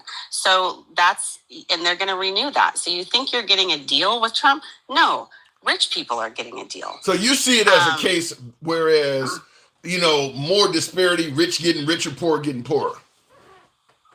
Listen, what does Elon Musk or any of these people have to lose if they take away Social Security and Medicare? I don't know. Maybe the reputation? Do you think that matters? It might. I mean... No. It doesn't. It does no, because they literally have nothing to lose, and that's the thing. Yeah, but wait a minute. I mean, you can say the same thing about Biden or Obama. I mean, they all were. I mean, well, Obama wasn't rich when he became president, but he soon found a way to get there. I mean, you could say all of them had nothing to lose. That ain't something unique to Elon. Elon just has more money. Listen. Senators and AOC and all these people, they don't have anything that Elon and Jeff Bezos and these Heritage Foundation and these hedge fund people. Come on, Tim. Like, Elon Musk could hand out $1 million a day to a random person. He'd still die wealthy. Yeah, it is something like that. I mean, as I said, he has. If you had $1 million in a pile, he has about 4,000 piles. That I don't know. He has an insane amount of money. So that's crazy. It's a disgusting amount of money, and I'm kind of like where Tupac is, and how Tupac Shakur always talked about how it's just it's disgusting how so few people can make so much, and so many people can make so few. In my opinion, so that's my thoughts on Donald Trump. I think that when you have a donor, again, your dark MAGA friend or the emperor or whatever, I mean, he's like a Vader, whispering in your ear and obviously even controlling Congress through a tweet on X. Yeah. And they, and then you're going to fall in line with your advice. Nope. This is not draining the swamp. This is rich. This isn't even rich people. This is like the richest of the rich controlling our oligarchs. It's terrifying. Wow. To me. I hope you're wrong. I hope it's a bunch of rich people that's gonna bring us all up. I hope that. I know I'm being very hopeful, but hopefully it's a bunch of rich people that are going to show us to the promised land. Well, I just listen to what they say, and if they're saying what they're saying, then the hope is dead. Damn. It's only 4 years, Archie. I got to move it on, but it's only 4 years, so. We say that, but 4 years, it still lasts another 4 years once they're out. So we'll see. All right, you're scaring the hell out of me, but thanks for coming through. Yep. All right, good talk. Now, I do agree with what she was saying there. I mean, certainly in regards to the ultra wealthy. I mean, have you ever known the ultra wealthy to be really kind to the average person? I mean, that's generally not how they usually become ultra wealthy. So we are depending on the ultra wealthy to look out for our best interests. That is a good point she's making. It is something to be concerned about. We are depending. I mean, what was Elon Musk like as a citizen that was ultra wealthy? Was he known to be very generous? Was he like Mark Cuban, the guy who used to own the Dallas Mavericks? What else has he done? He Shark Tank, I mean, so you know who Mark Cuban is. Now, long before he even got into political conversations, people orbiting around him was always saying things about how nice, how generous he was and things like that. I used to be a big Dennis Rodman fan during the era of the Chicago Bulls and, living in Chicago when they were winning those championships. And when he went to play for the Dallas Mavericks for a short time, he put him up in his condo. He was even nice to Dennis Rodman. I mean, he's always been known. People orbiting around Mark Cuban has always had things to say about how generous. You don't normally hear that about the ultra wealthy. So I'm wondering in regards to Elon Musk, are there a lot of stories out there like that where he's always been kind and generous? Not a lot of people claiming they ripped him off. Now, there are stories like that about Trump where he's giving people jobs and giving people loans and things like that. But there's also a whole lot of stories about Trump ripping people off, lawyers and Trump University and as construction folks saying they would, do work for him he wouldn't pay. So, I don't think there's a lot of stories out there like that about folks like Mark Cuban. So I'm just simply saying is, do you feel confident that and this should be a whole nother live stream topic, but I guess I'll ask by way of yes or no in the comments. Simply type yes or no in the comments. Do you feel confident that an administration that's loaded with ultra wealthy people will do what's in the best interest of average everyday folks? Some folks even being poor. Do you feel confident that those type of folks that have, as my last caller said, even their cousins are going to be okay? Do you feel confident that those type of folks are going to look out for us everyday average people? Because that is who a lot of his appointees are, is these ultra wealthy people. More so than what we've had, says Marisha. All right, we'll see. I'm curious because that's who he is appointed. Ed says people like us is crazy while living in Hawaii. Sounds like Whoopi's saying she's only on The View because she needs to work like the rest of us. I watch The View every day, just like I watch Outnumbered on Fox. I like the debate programs. I watch The Five. And I saw that show, Ed, when Whoopi said that. Because they looked at her like, what? Bitch, you're rich. You're rich. She did say something like that. I'm out here struggling like the rest of us or something like that. I remember that show when Whoopi Goldberg said that. But you're saying that you're comparing her saying she lives in Hawaii. Now, there are plenty of people that live in Hawaii that are not doing that great financially. Like I said, a lot of people live there that are living in vehicles, living in vans and shit like that. Everybody in Hawaii, I know some people that live in Hawaii that are not doing that great. Just like you can be living in California, living in LA and not doing that great. I mean, just because you live in a city that has a lot of wealthy people and it costs, an astronomical amount to live there, don't mean you're doing great. You may be barely getting by. You may be living in a shoebox. So yeah, it don't mean you're doing great. Looking in the comments here, She makes $73,000 a week and is struggling, says NFG. You're saying that Whoopi Goldberg makes $73,000 a week, huh? Wow. All right, let me go back to the bots. Continuing on with Trig. Good evening, Trig. Welcome to the program. I'll start up with that. I'll throw that to you, Trig. How confident you feel that Trump's billionaire administration will look out for the average working man? Trig, are you there? All right, apparently he's not there. We'll move it on. Real quick before I go to the next caller. I feel like that can go either or, because that's, yes, current ones for everything that they, I don't quite get what you're saying there, Trevor. He says, I feel like that can go either or, because that's, yes, current ones for everything that they intend on doing. It would help us, but also know some rich are only going to get their own benefit. Well, I'll tell you one of the things, like my last caller was talking about, Arsha over in Hawaii was talking about tax cuts. If you give waitresses, if you say no tax on tips to a waitress, and you in that same bill, you also say no taxes on bonuses to folks that are in upper level management and CEOs and shit like that, that will certainly create a disparity of wealth. I mean, because you're giving that waitress, when you give her no tax on tips, that amounts to a small amount of money. Yeah, it means a lot to that waitress that's not making much. But the guy at the top, when you say no taxes on bonuses, because they're putting them together. We're not going to tax tips, we're not going to tax overtime, and we're not going to tax bonuses. A bonus could be any fucking thing. You could literally pay a CEO $1 million a year and pay him a bonus of $10 million. You can move the money around to make things better for him. So yeah, you're not paying taxes on overtime, which might amount to a few $100s a week you're saving. The waitress may not be paying taxes on tips, which may amount to a few $100s they're saving. But the guy at the top, no taxes on a bonus, could be millions of dollars that he's saving. Millions. On top of the millions that he's already making. And like I said, it leaves room to finagle the salary.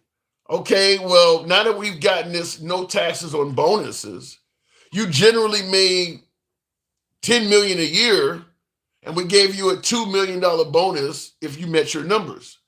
How about we pay you $6 million a year and give you $6 million in bonuses? You're still seeing 12, but now you're only paying taxes on 6 instead of 10. You know how much money that could be? They can play games like that now. This would be far more helpful to wealthy people than it is to the working man. But there is a bone in it for the working man. So you would essentially have the somewhat happiness coming from the working man. Well, hell, he didn't tax me on tips. He didn't tax me on overtime. Meanwhile, because you're happy about this few bucks you're getting, you're allowing these other people to take millions of dollars. I do believe that would certainly increase the disparity between rich and poor. The rich would get far richer doing that, in my opinion. Looking in the comments, declare your whole paycheck as a tip. That's the problem, though, is that the working man is not going to have the ability to finagle things like the guy in upper level management would. You're just not going to have it. And the IRS in places like that are going to be probably far more likely to pay attention to what's going on with the working man. Meanwhile, they're letting them get away with with shit like that. Let them negotiate that upon hiring or something like that. Meanwhile, the working man is not going to have those kind of options. Just like I knew when I started purchasing properties, alter ego, appreciate the hat and mustache. When I was buying properties for a short time, one of the things I started noticing is the more properties I purchased, the more money I made, the more shit I could write off. I mean, I could come up, make up excuses, take somebody out to dinner and say I was showing her a room to rent. Write it off. The more you get up, the more avenues are available for you to keep your money. The average guy struggling has little to no avenues. They can just tax you and whatever, and you don't have a lot of shit to claim. It has a snowball effect. Let me go back to the box. Life's not fair. Not everything is going to be even. Mariska, I think this. I don't disagree with you. You're right. Life is not fair, but it's one thing when life is not fair. Let's say, for instance, you live a healthy life and you live to be 90. I live a healthy life and I catch cancer and die at 70. Life is not fair. I get it. But it's a difference if you deliberately put cancer causing agents in the food so that I die earlier. And don't tell me, meanwhile, you're over there not eating the shit. So I'm with you on life is not fair. But it's a difference when people are out there deliberately making it unfair. That's different. If something unfair happens out of our control, that's one thing. But we know in this country the wealthy are changing the rules to deliberately make it unfair. That's a big, big difference in my opinion. Going back to the box, I'm happy for you if that's how you feel. Hopefully you are correct and I am wrong that it is great for the United States of America. But if you're wrong, okay, somebody's talking to you. Love to Cruise. Good evening. Welcome to the program. Love to Cruise. And you say trade that has nothing to do with wealth. Bullshit. If you're not healthy and you're spending a fortune on medical bills, it's going to affect your wealth. All of this stuff is tied into each other. Love to Cruise. Good evening. Hey, thank you for having me. Good to have you on. Yeah, thank you. So what do you think? You think Trump's going to meet his promises? Promises made, promises kept? No, Tim, I don't. None of them? None of them. And let me tell you why. Trump made a lot of promises. But did he tell you, besides the tariffs, did he tell you how he was going to make those promises happen? Well, I think the largest deportation in history, he don't need to really tell you that. Look, he's already having a problem doing that. The Bahamas and all them already said we're not taking those people. Yeah, they are. He was 4 countries. So he made all these promises with but he never told you how he was going to do them. Yeah, well, wait a minute. When you say the Bahamas said they're not going to take these people, he's talking about deporting people back. And if you don't know where you're from, or if you came from a country that won't take you back, he's talking about sending you to Turks and Caicos, the Bahamas, Panama, or Grenada. And you're right, the Bahamas is like, I ain't down with that shit. But most of the people who've come to this country, I think we'll be able to get them back, will we not? I mean, that's the reason a lot of countries aren't taking them back. That's the reason they got out of there. They're not taking them back. He doesn't have no concept on how he's going to get rid of these immigrants. He already admitted to the interview that maybe the price of bread isn't going to go down. Yeah, he did. The price of eggs is not going to go down. He did say something like that. That was not popular. But in regards to immigrants not being taken back to their home countries, what could they really do if America shows up to the shore? Let's say, for instance, you got a military accompaniment shows up off the shores of Venezuela, and they put your ass in a high-speed boat. You got armed Americans with you, and they put you up on the shore and kick you out. What are they going to do? I mean, first of all, when you get to somebody's waters, now is it really worth causing a big-time conflict when a country tells you not to come on and you're going to bring a military crew along to drop these people off? I mean, just because it's Bahamas and we know technically they can't do nothing to us, but in the eyes of the world, how's that going to look? In the eyes of the world, how would it look to take people back to the country they came from? No, they took them to a country they didn't even belong. I'm not a fan of dropping people off in unknown countries where they don't speak the language, don't know nothing about the culture. Yeah, what Trump is proposing in that area is wrong. But I think most of the world will be okay though if we put, like, okay, let's say for instance you got a 5,000 count load of immigrants that came from Venezuela. Venezuela's already told you they're not taking them back. Put them inside of one of them oil tanker ships that's hollowed out. We're going to sell it back. We're going to sell it with an accompaniment of a couple armed American ships. We're going to pull up on the shores and let them out. And if anybody start anything, the Navy's right. I think a large portion of the world would be okay with that. You got to take your people back. Well, a large portion might be all right till American gets killed. Then what are you going to do? Who's going to kill an American? Just say they happen to fire on us. Now I know everybody going to say, oh, we'll kill them, we'll destroy them. But is it really worth one American life? To most Americans that want these people deported, yeah, they think I don't think they Well, believe. then Oh, we let should me let say it them this way. take them back. Let me say We what should. let me say what Trump's borders are said because they asked him, is it worth $80 billion or whatever it costs to deport every 1 million immigrants or something like that? They said would be 80 billion, some high price tag. 88 billion. Yeah, and they asked, is it really worth all that money to get them out? And his statement was, you can't put a price on safety. Keep in mind, a lot of people believe these folks are rapists and murderers. They're eating pets. They're vermin.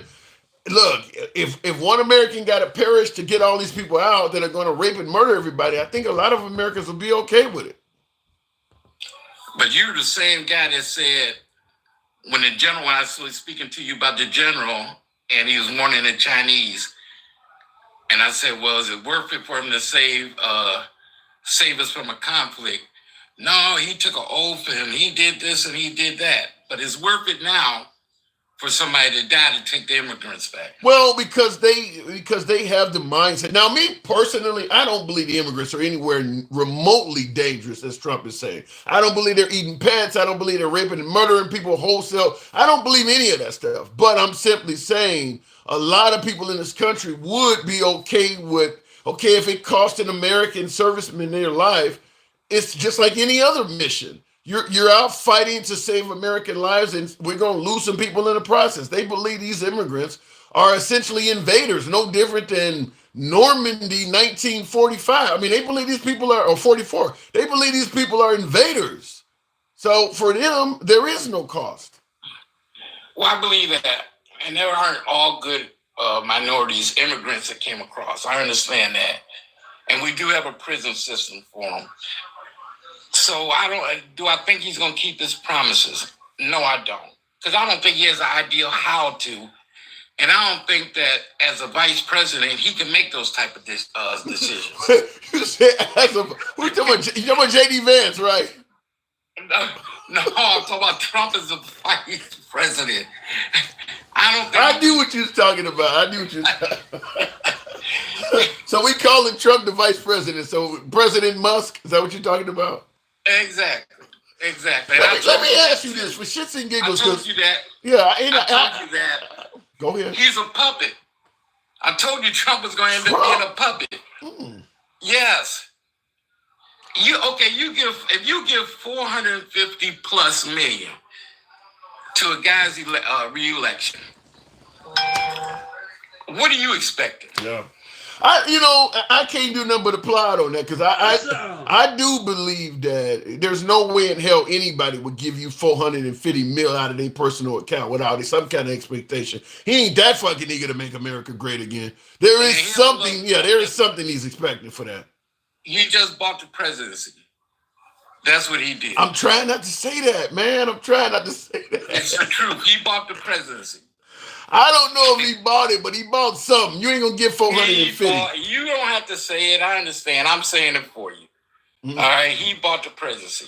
And I see you got a viewer that agrees with Chris on YouTube said Elon bought the presidency cheaper than he bought Twitter. Damn. Exactly. Well, I mean, let's just be real. For my beloved MAGA side of the aisle, because they favor Elon. Just imagine if Kamala won and she put George Soros on the administration and you found out he gave 450 mil. You'd be saying the same thing. You would be saying the exact same thing. Yeah. I mean, nobody gives that kind. I'm a strong believer in nothing comes free. You don't get something for nothing. You certainly don't get 450 mil for nothing. That dude wants something for his money. There's no way he just get that. He don't want something. He want it all. That's a lot. $450 million. Damn. Come on, man. Damn. It kind of reminds me of what somebody was at. DOG. What's it? DOGE? Department of Government Efficiency. That's what Trump's going to be running. He ain't going to run it. Damn.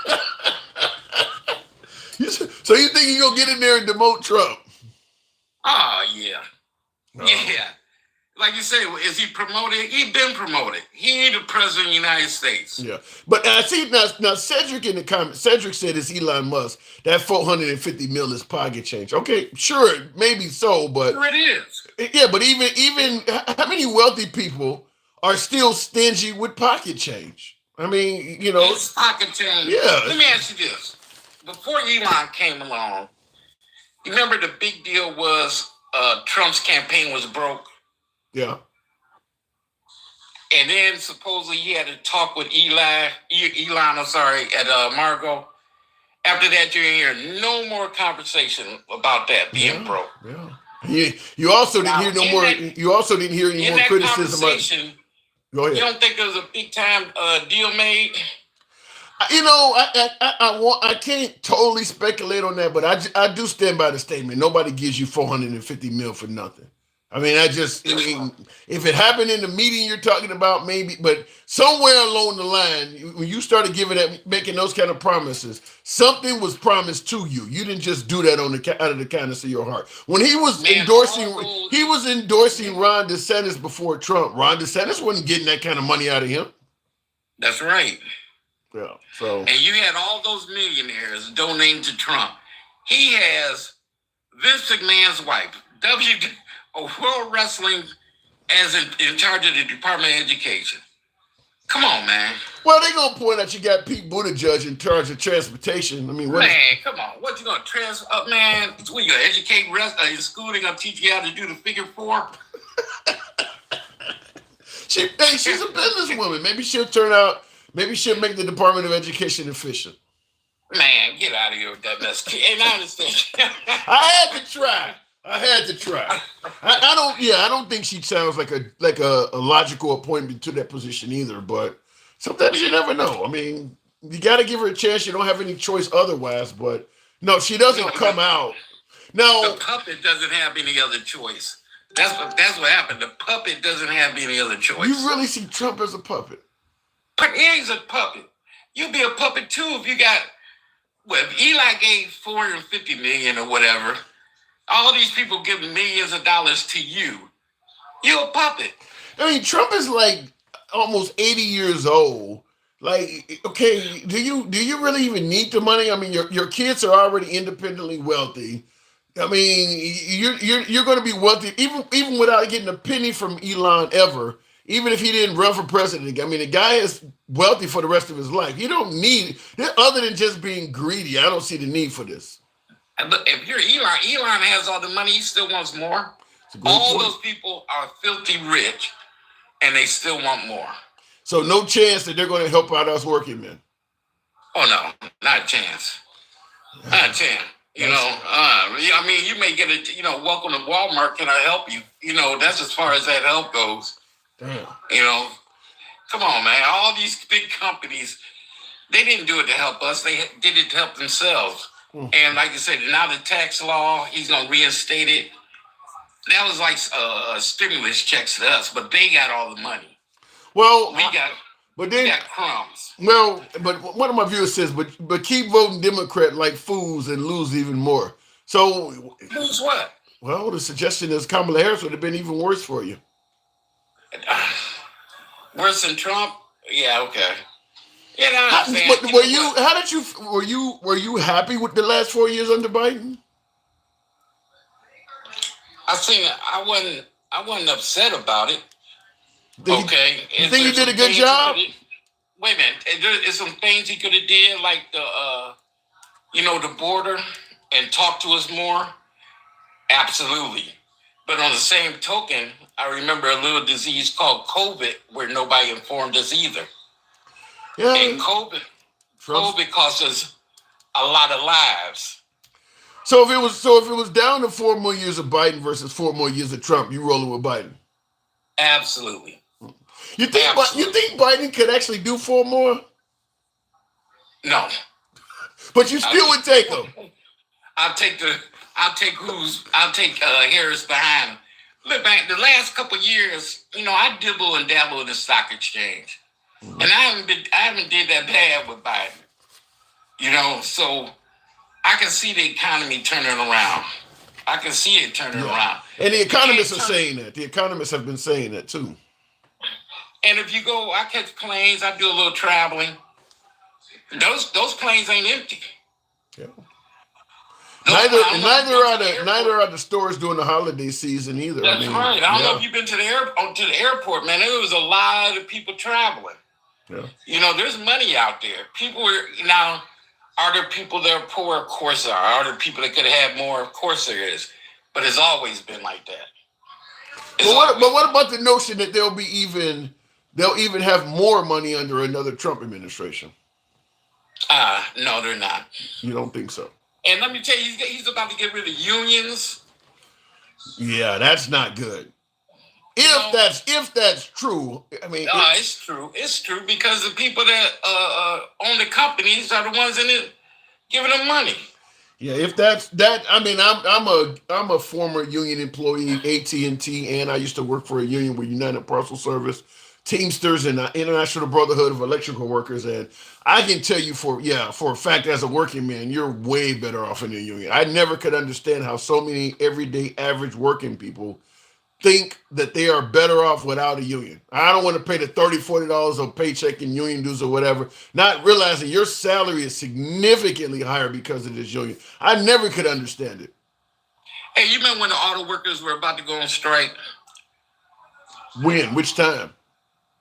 Recently, and he was at the non-union plant in Michigan. Yes. But I'll tell you something. There are some union heads that voted for Trump. I understand that, and everybody seems to think that his economy is was so good. Actually, it was a reflection of Obama's economy, which he just did not screw up until COVID. Just like now, he's running into Biden's economy, which is on the swing up. All he has to do is maintain, and he'll be all right. Well, he's been fortunate. His timing is everything. Yeah, and the man seems to have really good timing in. Well, we'll see about that, but I mean, the guy's promising $2 gas, so. I mean, come on, man. The only way you're going to get $2 gas is if he farts. I got to go. Right. Love the cruise. Appreciate it, man. Oh, my God. Thanks a lot. Anytime. Ed G. The left turned on Elon. All electric vehicle companies, but Tesla gets tax credit now. Tesla shareholders voted for him to sell billions in shares, but Democrats in his state blocked it. Why would Elon Musk stay on their side? So you're saying that because the Democrats, you're saying they turned on all electric vehicle. Well, you said the left turned on Elon, all electric vehicle companies. I don't think they turned on it. I think the left is promoting. In fact, I think it's just the opposite, but I see where you're coming from. The left is far more favorable to electric vehicle companies than the right is. The difference is once you get rid of vehicles that run by fossil fuels, you're going to have to recoup all that lost tax money. When you put a gallon of gas in your car, about 50% of that is taxes. So if you make it so that people are driving off of, everybody got an electric vehicle, you got to recoup all that tax money. So it wasn't that they turned their back on Elon. They were trying to find a way to continue getting that tax money in, which is effectively pissing off Elon. I get the point you're making, but that's not what they were doing to him. But yeah, if you start putting just like self-driving cars, and I think the Tesla is one of those too, but eventually we'll have cars that drive themselves. Well, guess who's going to lose out on money? Police. You're not going to have people getting tickets. There's not going to be as much speeding, any of that, because the vehicles will know the speed limit to maintain it. They're not going to be running stop signs, running red lights. They're not going to make the errors that a human being makes, where the police makes a fortune off of ticketing you from those errors. Those cars are not going to do that. So they're going to have to come up with another way to get all of that lost revenue back. So they're going to, it's going to be some kind of new tax come down the pipe for them too. That's what the Dems are doing with electric vehicles. We got to come up with a way of recouping all the lost revenue from fossil fuel taxes. Well, the police departments are going to have to do that. Some police departments, some of them rural departments, are almost damn near funded wholly off of violations and shit they can hand out. I mean, a lot of them get a large portion of their money from giving you speeding tickets and shit coming through those towns. You got an electric vehicle, all of a sudden they're coming through and they're driving the perfect speed. So I mean, it's just going to be changes the way of the new world. Looking in the comments, thank you guys that are tapping the screen. Can we get 40,000? Can we make that happen? Tap the screen on TikTok, smash that like button on YouTube. We're always on YouTube, horizontal and vertical. I do appreciate you folks tuning in as well. We don't block, ban, or censor. The program is, always will be MAGA friendly. Nevertheless, liberals are welcome on the program as well. So if you enjoy this type of dialogue, as I always say, we go left of Bernie Sanders, so I'm having dinner with Q. If you enjoy this type of open dialogue where you can be critical of anyone in the comment section up to and including the host, no snowflakes on the program at all. If you favor that, follow the program on TikTok, a subscription on YouTube, if you will, Monday through Friday, but lately we've been here Sunday nights. Now that the Bears are just completely ruined their season, fuck it, I'm on here Sunday nights too. So looking in the comments real quick before we continue on. Chicago mayor just added more speed cameras and other tax hikes this weekend. Chicago's a mess. Chicago makes a killing off its drivers. I just know that's a city you could probably save a bunch of money just not driving in. Whether it's the city stickers in the windows, all of the taxes of owning a vehicle. I mean, they make a killing off drivers. Big cities generally do. I mean, the city towing is a racket in itself. Like most cities, you have to actually be impeding traffic or doing something really wrong for them to come and tow your car. But in big cities, you actually have people just literally going around looking for cars to tow. That shouldn't be how it is. As long as you're not impeding the flow of traffic or doing, you're blocking blocking the fire hydrant or somebody's driveway or something like that. Why are you fucking with them? Unless somebody calls you and says we need somebody to come out here. A car is doing this, or a car has been stranded or abandoned or something. But they literally go looking for cars to tow in places like Chicago, Philly, Detroit, places like New York. Big difference. It's literally a racket. It's literally a racket. I mean, that's just big city living. That's the corruption of big cities. Going on, and same thing with the parking meters and all of that. They literally, I remember once I got a ticket in Chicago, you have the pole at the corner that says you're not supposed to park any further than that because obviously people coming up to the intersection can't see around your car or whatever. I mean, they got me, actually gave me, it had to be centimeters. I had to actually stand out in the street and look at my car compared to where the pole was. Like at the end of a horse race to see which horse actually won by a nose. It was that fucking close. Like, you actually gave me a ticket for this? Chicago is bad like that. Going back to the box. Real bad like that. Farlow, good evening. Welcome to the program. Good evening, Farlow. Farlow, are you fucking kidding me? Oh, Fuzzer. Jesus Christ, how many times have we talked? I got a spammer on YouTube I was dealing with. We have talked a lot about Farlow. What is wrong with you? And by the way, my Patriots are beating your Bears. We are going to get a better draft pick than you. Boom. Well, what is the Patriots? 4-10 or some shit? Beating them to the bottom is what you're talking about. You guys won 4 and we've won 3. Dude, we're gonna get a better draft pick. Oh my god. Yeah, I guess that ain't exactly something you should be bragging about while the season is still going, though. But yeah, we have 1 week left, dude. Yeah, we got 1 week left. I'm happy with it. Damn. But anyways, so this is a good opportunity to talk to you about something I've been wanting to talk to you about. Sure. You give too much credit to Donald Trump's economy. You do. Way, way, way too much. I get that from the liberals every show. Give me an example. What are you talking about? Tell me how. Well, let me ask you. What are you talking about? What did he? From what I understand, from what I saw, he took Barack Obama's economy. Right. Didn't change a fucking thing.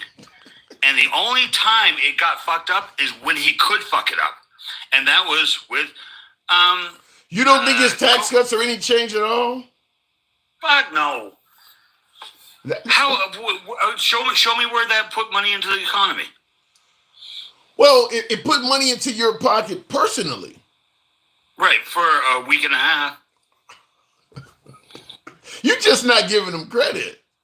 No, I'm not going to give him any credit for that. I'm not going to give him a damn bit of credit for that. I know you like to. I know you like to say, "Oh, no." You understand? So the economy when Barack Obama took over, it was going up. I mean, Barack Obama left it. It was going up. Donald Trump just plateaued it. All he did was not fuck it up. Well, like I always say, what I think is unfair is that, okay, I believe that when you're in the office, whatever happens under your watch, you get credit or you get criticism for. Okay, let's say what you're saying is true, which a lot of folks say, and I do agree that Obama gave him a good economy, despite him disagreeing with it. But I do agree that he got a great economy from Obama. If he had a fucked up Obama's economy, we would be chastising him for fucking it up. He did fuck it up. No, he didn't. Yeah, the second he could with COVID. The second he had an opportunity to fuck it up, he fucked it up. Do you think? Wait, hold on. Do you think anyone? Hold on, Tim. Let me back it up for 1 second. Because Barack Obama, if you are not aware, had 4 epidemics. Could have turned into pandemics. 4 epidemics that he dealt with and nipped them in the bud. And passed that information on to Donald Trump. Said, hey, this is how I dealt with it. You should do the same. Donald Trump said, this binder here, this binder, throw it in the trash. These people that did it, fired them. So wow. Donald Trump had every freaking tool to work through that pandemic. But here's where I'm pushing back, and I see your comment. Rebecca said, "Hold up." Rebecca said Trump is responsible. Trump is responsible for COVID. Rebecca, keep going there first. No. I'm sorry. I just want to say, like you say, what say you? Okay, all right, fair enough. I'm trying to get this straight. That's a fair point, but here's my take on it. I don't think anybody could have guaranteed a good economy through COVID. Now, Trump handled COVID miserably. I'm not trying to make any excuse for it. I think the way he handled the pandemic was terrible. But I don't believe even Obama, you're talking about Obama's great economy and things like that. I don't think if Obama was president during the time of COVID, the economy would have remained strong because he was being advised to shut everything down. So the states that did shut everything down, their economies got hit the worst. In fact, the states that maintained a decent economy throughout COVID were states like Florida that refused to shut stuff down. So I think you're over criticizing Trump. So I don't disagree with you to some extent. Yeah, every economy would have gotten hit. Yeah. There were challenges, and we saw it worldwide. Who got hit the most? But we can't just look at the economy. Yeah, sure, Florida flourished because they didn't shut down. Go look at their death tallies. Yeah. And you know what? They stopped reporting. Abbott also stopped reporting. Well, yeah, but Governor Cuomo in New York did the same shit. They had a nice death tally in New York as well. Governor Cuomo wasn't reporting either. No, he reported up to, for quite some time. But you got to remember, Cuomo, and Cuomo also lost his job over it. Yeah. Fucking those 2 other ones are still in there. But Cuomo, and he's looking at lawsuits over it. But Cuomo was the first hot city. You got to understand that. I mean, he got hit first and first most and went on. And he's just like, where do we stop counting? Where do we start counting? I mean, at what point? He is the first state that had cooler tanks outside or outside for bodies. For bodies, yeah. Yeah, literally, that's what was happening. But wait a minute, we're getting into COVID deaths. Now, I'm just simply saying, I don't think I'm overstating on Trump's economy. I think that the economy under Trump was doing fairly well until we started having COVID. It was maintained. It was just maintained. It wasn't he didn't fuck it up. He plateaued it. Okay, if Obama leaves him a good economy and he maintains a good economy, as you're saying, even that's something he should get credit for. He didn't fuck it up. The second he had a chance to fuck it up, he fucked it up, He right? didn't fuck it up. COVID is something that would have fucked up anybody's economy. You have to take all 4 years into it. If he has 2 years, everyone says, oh, the first 18 months is the previous president. That's typically around the number, 18 to 24 months. So what did he do?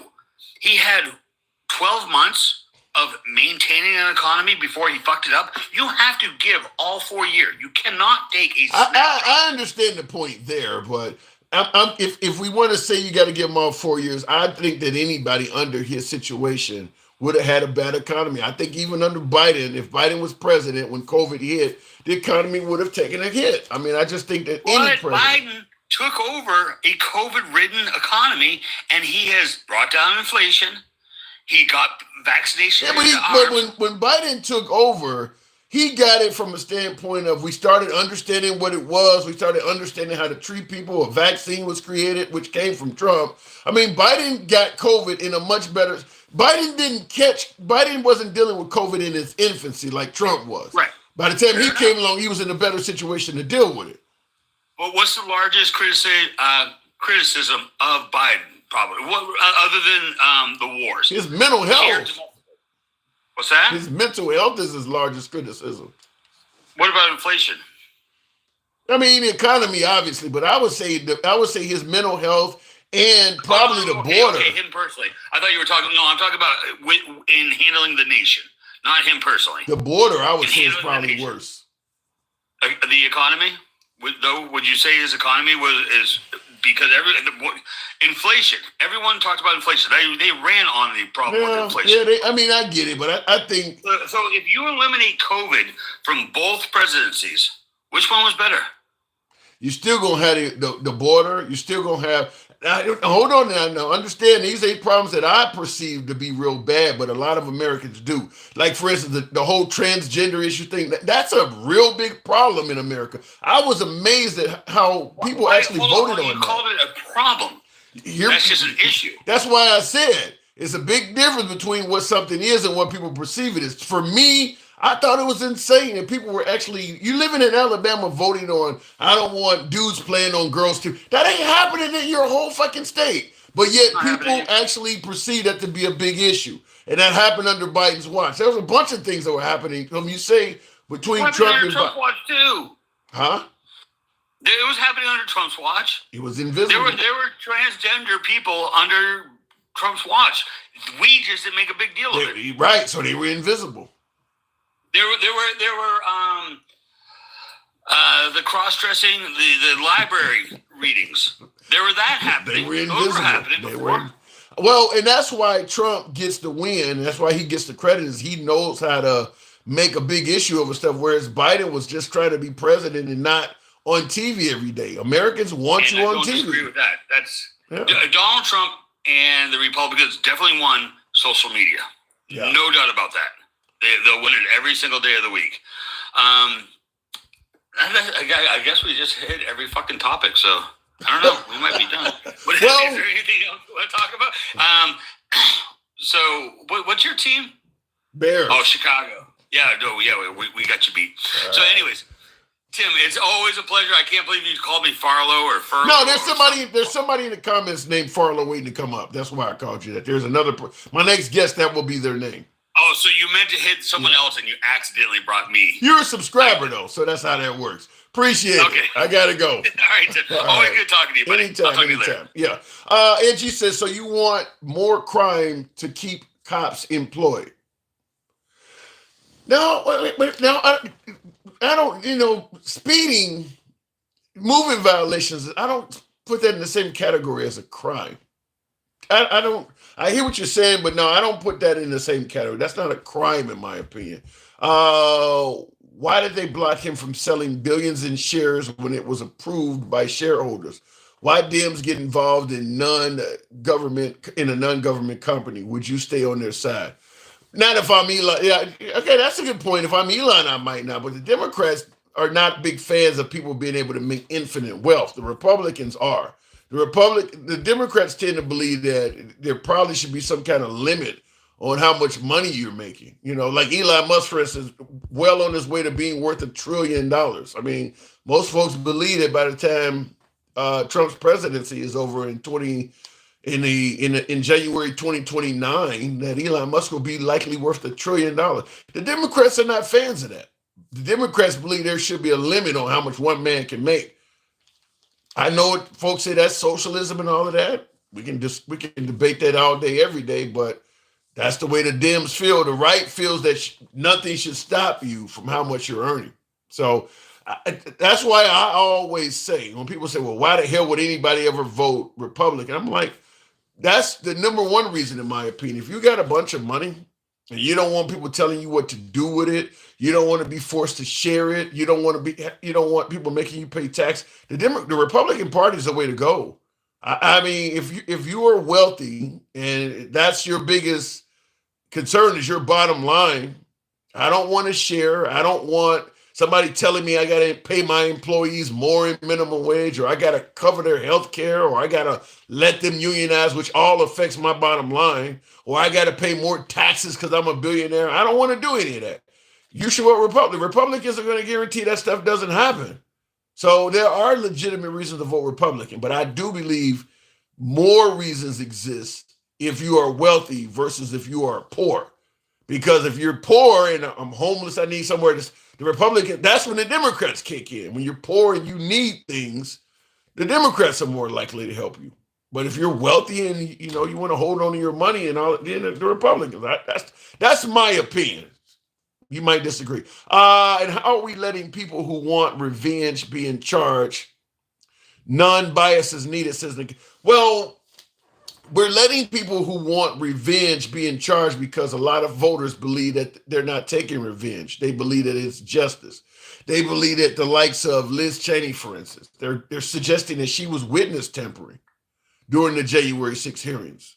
So they want to be, if she committed some kind of crime to go after Trump, they want to be the prosecutor. General Milley, for instance, reaching out to his Chinese counterpart. That ain't revenge. They believe the guy committed a crime. They believe Jack Smith and Merrick Garland, I don't know all of the crime, but they believe these people committed crimes and violations. Is it revenge based? Probably. But if you can make a case where they actually did something wrong, then it is justice in a sense as well. But yeah, I do believe that Trump is a vengeful person. And if you do something wrong, if you do something that Trump perceives as wrong, he's going to come after you. I do believe that. So we'll see. But I also believe there's a strong possibility, and one that I support, that Biden should pardon those folks and get them out of Trump's way. I think he should pardon Milley and Smith, Jack Smith and Merrick Garland and Liz Cheney. Just pardon them. I mean, for the simple fact is, all of those trials are going to be super expensive to the American taxpayer and very divisive to the country.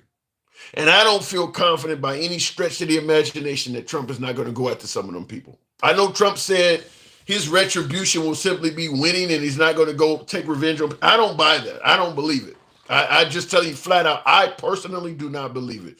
If Biden doesn't pardon those folks, I hope I'm wrong, but there's no way in hell I believe that. I do believe that if Trump becomes president, some of them folks, you might hear him going out to Alvin Bragg and Fonnie Willis by the time he's done. There's a large MAGA base that supports going after them folks. That stuff would divide the country up. You're going to have hearings on TV, congressional hearings and all of that shit going on. Trump and Elon's going to be on Twitter, tweeting shit about it. Maybe going after lawyers and stuff because they didn't question them the right way. Just a mess. Just a mess. Why would you have Liz Cheney up there for 10 hours and you not ask her this question? You should be fired. Or why did you do that? You did not. So now you're going after somebody else too. I just think for the sake of unity, Biden should just pardon them and get them out of the way. It's not like these individuals. It's not like Liz Cheney. If you don't send her to jail, she's going to go out and kill a bunch of people. She's harmless. I don't think I just say pardon those folks, get them out of the way, and let's focus on running the country. But I know MAGA wants some of them folks to dangle. I know they do. Looking in the comments though, Trump only has one term. He ain't worried about that. Wait a minute. You said Trump only has one term. He ain't worried about that shit. He's worried about trying to fix America. If he wasn't worried about that shit, then why does he say stuff like that? It becomes difficult with Trump because some of the things we talk about on the program. Trump supporters often say you don't have to worry about that, or he didn't mean that, or he was just joking. I believe in taking somebody at that level at their word. I don't want to have to get to a point where we got to sift through what he actually meant and what he's playing and what he's joking about. Either what we didn't hire a comedian, we didn't elect a comedian. I want to be a dictator on day one. What the hell does that mean? Well, he didn't mean that. He meant that. Why can't he be fucking literal? Why does he have to be comical all the damn time?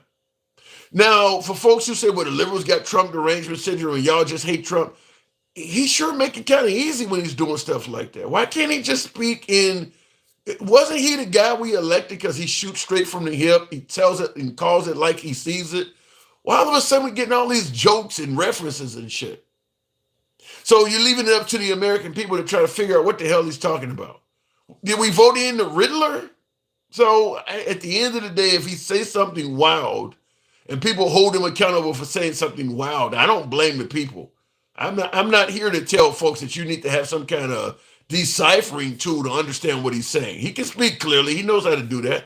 TDS equals sanity, says Chris. So if you got Trump derangement syndrome, you actually are a sane person. Pardoning people for crimes that haven't even been brought up is diabolical. Well, he's going to say that the crimes they committed have not been brought up because the people that had the ability to bring them up are corrupt too. So, I mean, keep in mind that the Trump administration believes that whole systems of our government are corrupt. The entire FBI, the CDC, like the whole system is corrupt. So with that mindset, that's where that comes. Let me go back to the box. Farlow, good evening. Tap the screen, folks. Get the likes up to about 40,000. I think we can make that happen. Let your thumbs not be lazy. Farlow. Can you hear me? Yeah, loud and clear. All right, good. I have earsets on sometimes. TikTok's weird with it. Okay, fair enough. And by the way, for my TikTok viewers, tap the screen. Get the likes up to 40,000. It's a lot of lazy thumbs in here. Tap the screen. So what do you think? Are we getting it wrong on Trump? Is he our savior indeed? I don't know about all that. I'm a libertarian.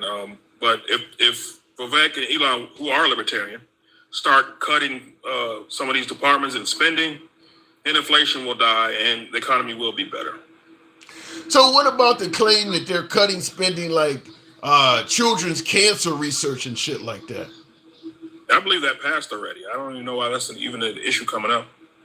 I haven't heard that it passed. I heard that they were it passed and they were receiving the money, but then I heard that they were trying to stop that from happening as part of the cuts. No, I haven't heard that. I heard liberal media saying that, but I haven't heard anything else. Well, you're not going to hear you don't expect the right or libertarian media to admit that he did something horrible like that, would you? Just like I often brought up Trump talking about. Yes, libertarian media would say something like that. We're different from the two-party system. We would say like it's going to hurt, but this is what we're going to do. And I haven't heard anything about them cutting that at all. Okay. All right. Well, it's definitely floating around. I mean, if the liberal media is saying it, if it's completely fabricated, I'd like somebody to explain why, because it is definitely out there. Yeah, the Russia hoax was out there too, and then it was like, oh, it was a lie, but y'all knew it was a lie, and you still perpetrated it. I don't know when it comes to the Russia hoax, as you say hoax. I don't know if it's 100% a lie, because Robert Mueller said I cannot find enough to convict Trump on, but at the same time I can't exonerate him either. So that doesn't mean it's a lie. I'm not saying it's a lie. They knew they were. But you said it's a hoax. Get him on. You said it's a hoax. Right. They knew that they had nothing to get him on, and they let him be investigated anyway, just to get the same result. He was not. He was investigated and he was exonerated. Yeah, even though Mueller didn't exonerate him, when they try to impeach him. Right. He was exonerated, knowing that the Republicans had the Senate and they were going to exonerate him. That's a waste of time and money.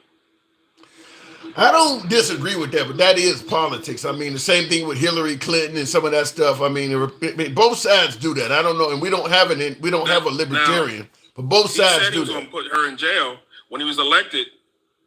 He didn't put her in jail. Then why say it? Sometimes Bro, I agree. Yeah, but you saying you don't. Why is he saying crazy things? Yeah. Why should I believe him at his word? He said he was going to put Hillary Clinton in jail, and he let her go. So let's let him get in office first before we say he's going to be doing all these crazy things. But then again, we're voting him in because we want him to drill. We're voting him in because we want him to end the war in 24 hours. If he's lied about putting Hillary Clinton in jail, the obvious question becomes, what else might he be lying about? I mean, clearly he makes promises that he has no intentions of doing. Let me be clear. I'm not a Trump supporter. Okay, some of his policies I will benefit from. Yes, but I'm not a supporter because he exaggerates the truth. We all know this. Whether you're a MAGA or whether you're a Democrat, he exaggerates the truth. Yeah, or a Haitian migrant. Now, I got Haitian in my family. I'm not going to say nothing about that. Wait, hold on. Now you done brought that up. If you got Haitians in your family, do they eat cats and dogs? Some Haitians who practice voodoo do, yes. But it's not widespread like he was saying. Okay. You think it's happening in Springfield? Not to the degree which the news is required, no. Okay. All right. I wish he had to show some proof of that shit. That would have made it. If he just showed some evidence, a lot of these things stopped and steal with the election. If he actually showed evidence of a lot of this stuff, it would really quiet a lot of these controversies down. He says a lot of things and provides no evidence at all. You know, everything, and it started out with Barack Obama being born in Kenya, and it's continued to happen. Like, could you show some evidence of some of the stuff you actually say? Or better yet, it started out with Ted Cruz's dad killed President Kennedy. Like, you just say wild shit. I think he did and said anything to get elected, and it worked twice. That's scary. It is. That is scary. Politics. I mean, you basically said he said anything to get elected and it works. I mean, so what does that say about the American people? Does that mean we'll just buy anything somebody says? No, you can decipher through the BS and say, do I believe he's going to do this, this, and this? And what about this crazy stuff he said? I don't believe that. So you're voting on the stuff that you think he's actually going to do. Yeah. I mean, the problem is you're leaving it up to every single voter to interpret what is he saying that's garbage versus what is true. I mean, because that's the way this works. Is the only way you're going to see him as favorable is you have to have the right way to decipher what he's saying as opposed to what is true and what it, because a lot of people buy everything he says. Some people doesn't buy, some people know this is real and this is not. Why not just, as he was voted in to do, speak from the hip, tell it like you see it? Why not just be truthful and quit making up shit? That's not the way politics works. That you have to control the narrative. Wasn't he voted in because he wasn't a typical politician? Yes, but he's he sure got acclimated to that pretty quick, huh? He used to be a donor. So he was always in politics, even though he ran on that. That's another exaggeration. You can say the word lie, right? Yes. Yeah, I can, but sometimes exaggerations. What's the difference? Are based on the truth. Some exaggerations. Okay. Like he said, when they came across the border, some of them are racist. Some of them. No, he didn't say. He said they're not sending us their best and brightest. They're sending us their rapists and murderers, indicating that the only people. Go ahead.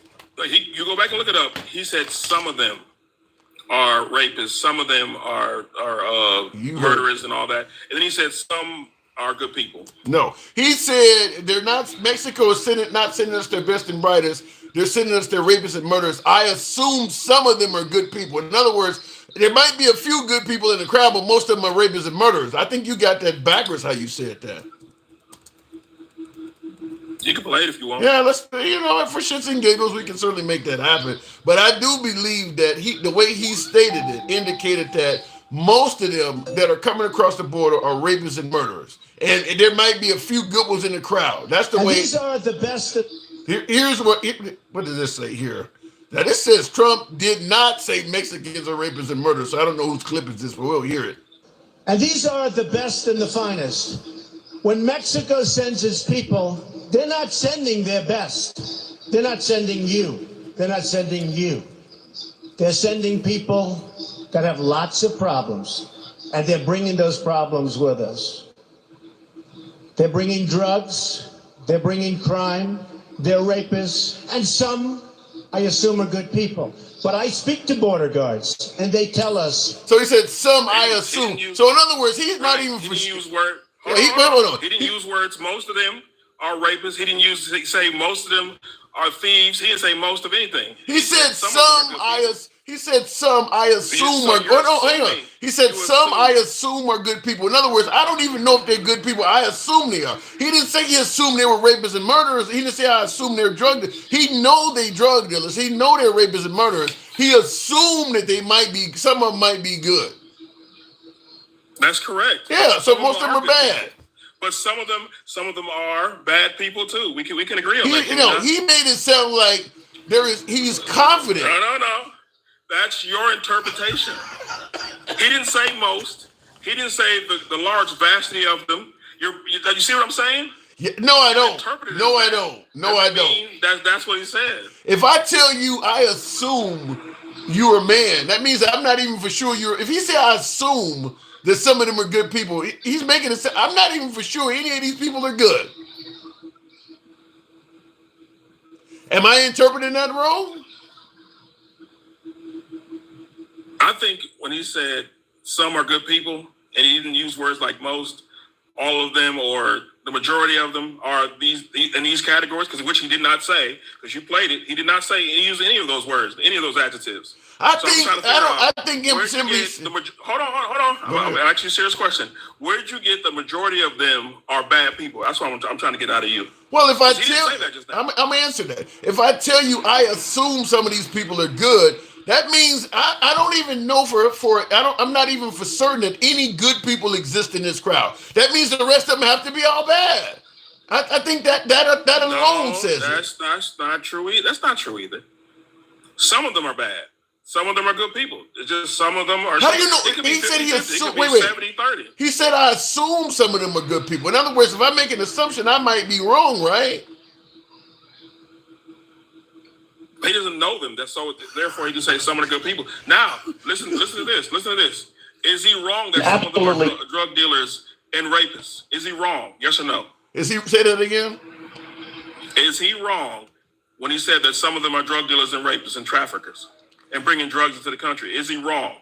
Yes or no? No, I'm sure that out of the millions of folks that came here, if one of them raped somebody, then he's right. Right, and isn't that not happening at the border?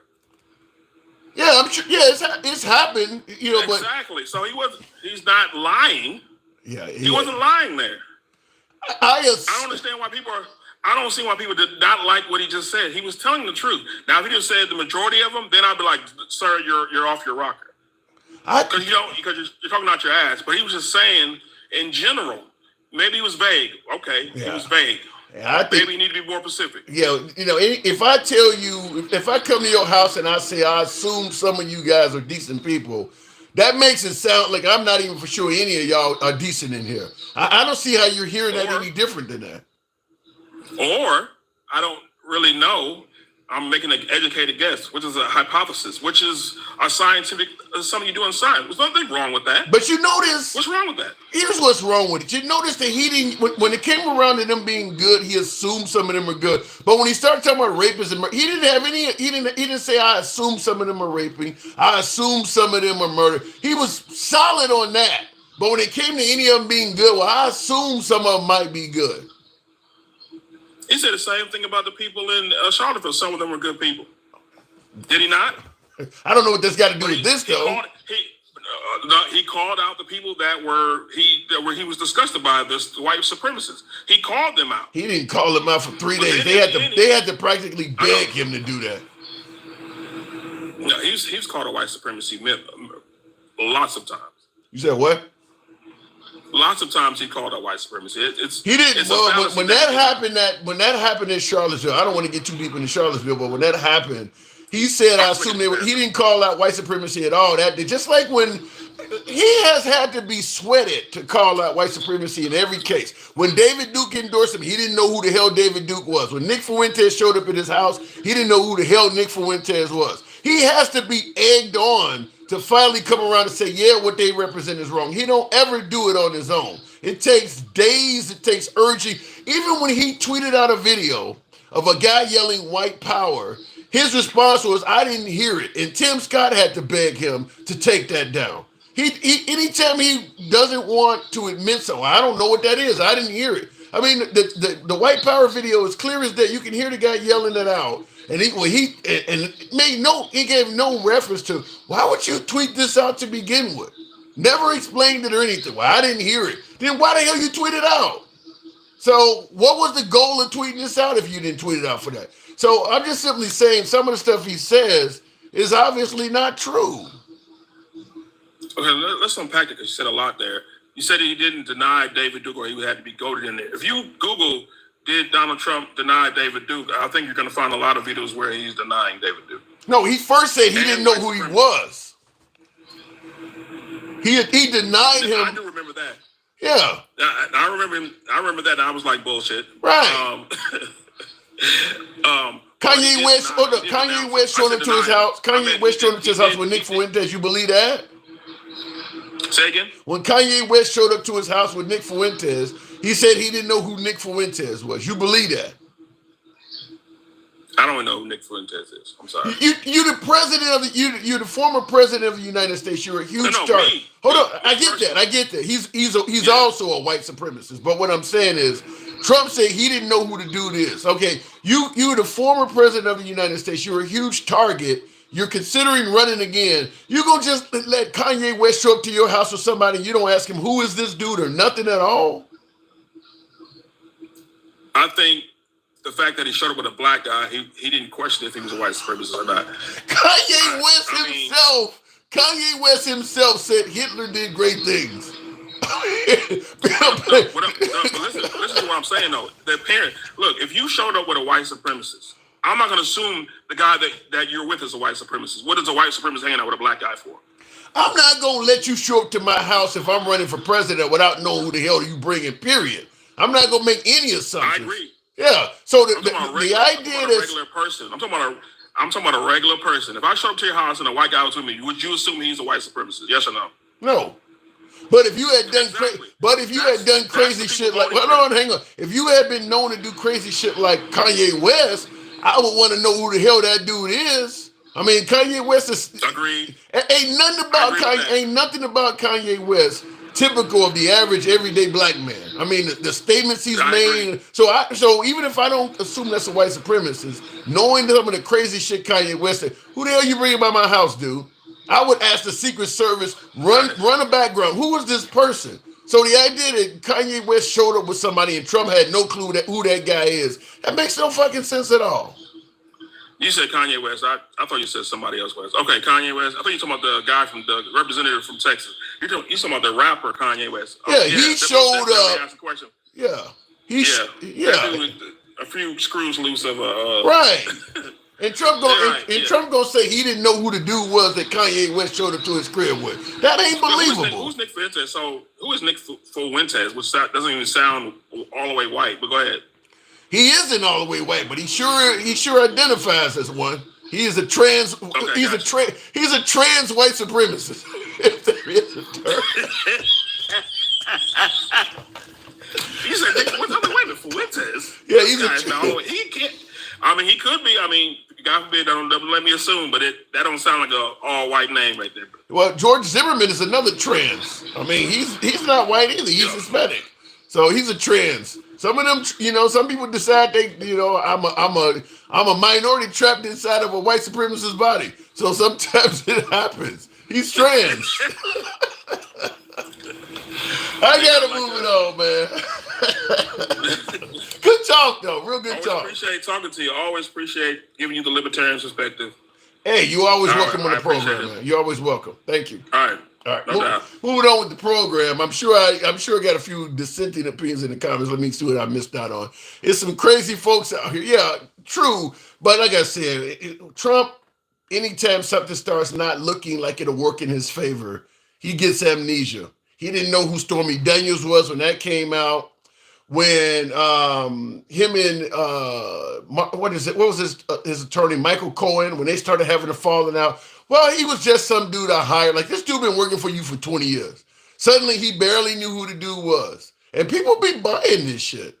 Like, anytime you have I mean, him and Elon Musk fall out. Well, I didn't really know much about the guy. I knew he sold cars. I knew he had some kind of electric vehicle program over. I mean, that's how he does it. When he fall out with you, he don't know who the hell you are. And people be buying that stuff. Look, all of these people know you and you don't know none of these people. All right, let me go back to the box.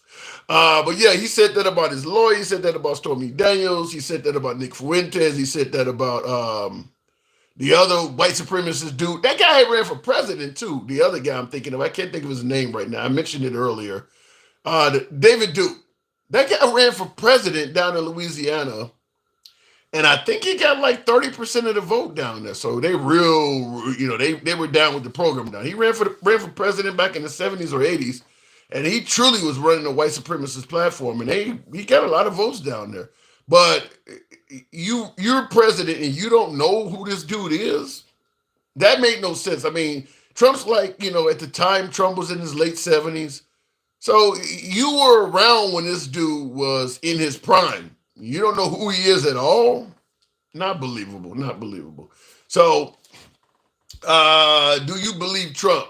Says, what is that? Says 180 something. I don't think everything Trump says is a lie.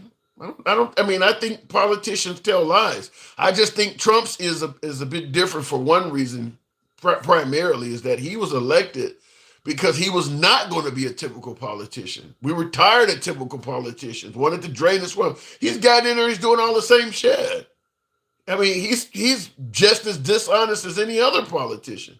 We're just okay with it. But he was supposed to not be a typical politician. But he keeps getting caught doing stuff, and the first thing people say, well, they all do it. Or that's what politicians do. I thought he was the opposite of that. So I do push back because people are making excuses when he's doing the same stuff that we were trying to vote other people out for. Also, I'm really hoping that an administration full of billionaires turns out well for the American, the average working guy in America. I don't feel confident about that, but that could be an episode of actually appointing the swamp. Now, Trump was supposed to drain the swamp, but that could be an issue where you might be appointing the swamp. We'll see how that turns out. Remember, Trump made a bunch of bad picks his first go round. The promise was he was going to drain the swamp and put in the best and brightest. I don't think anybody believes he did that his first term. The huge turnover rate, people getting fired constantly. I don't think even his devout supporters, even my beloved MAGA, I don't think you believe that he made a bunch of great appointments the first time. Well, Herschel Walker, what did he give him? Ambassador to Cuba. Now, that's not a very important position, but I still believe that he's still making some bad appointments. I think obviously Matt Gaetz was a terrible appointment. I mean, like, you didn't vet this dude at all. It took, 24 hours before all sorts of negative vomit came up about Matt Gaetz. Like, you didn't vet him at all? Now, it looks like he might get Pete Hegseth through. He might get Tulsi Gabbard through, but they do have quite a bit of baggage on them. I think the only thing that hurt Matt Gaetz is he attacked a bunch of folks in Congress when he got rid of McCarthy and stuff like that. If he hadn't done that, the right would have probably put him through, despite all of his indiscretions in the past. They would have, but he had attacked some of them, but they would have probably put him through too. So we'll see. But I don't know. He doesn't look like he's draining the swamp. It looks like he's still doing what he did the first term, putting in some really unpopular people. Matt would have still been there if he didn't step down himself. I don't think the Republican Party was going to. I don't think Matt Gaetz had the votes. I think that even with Trump's power, he pissed off so many Republicans. I don't think he had the votes.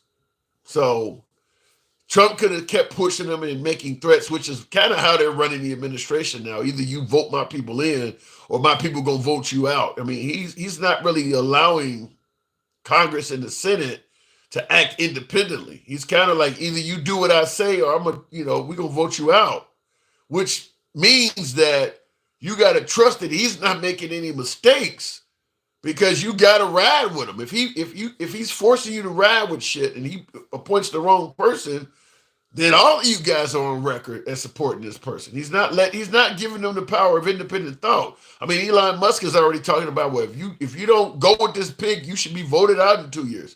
So they're operating under the umbrella of threats. Now, I will say this about Elon, because folks are already calling him President Elon and calling Trump the vice president. I don't think it would be any different if Elon was a liberal. I really don't. I mean, you put $450 million behind somebody. I think we all idolize money, certainly at that level. I mean, isn't that one of the reasons we put Trump in, is he was a successful businessman and America needs to be ran like a business? What was one of the reasons we liked him? In addition to him draining the swamp and talking about he's going to, upset everything. Well, Elon Musk checks off every box for why Trump got elected. The only difference is he is not an American citizen at birth, but he's promising to do everything Trump did, and he is far more successful at that stuff.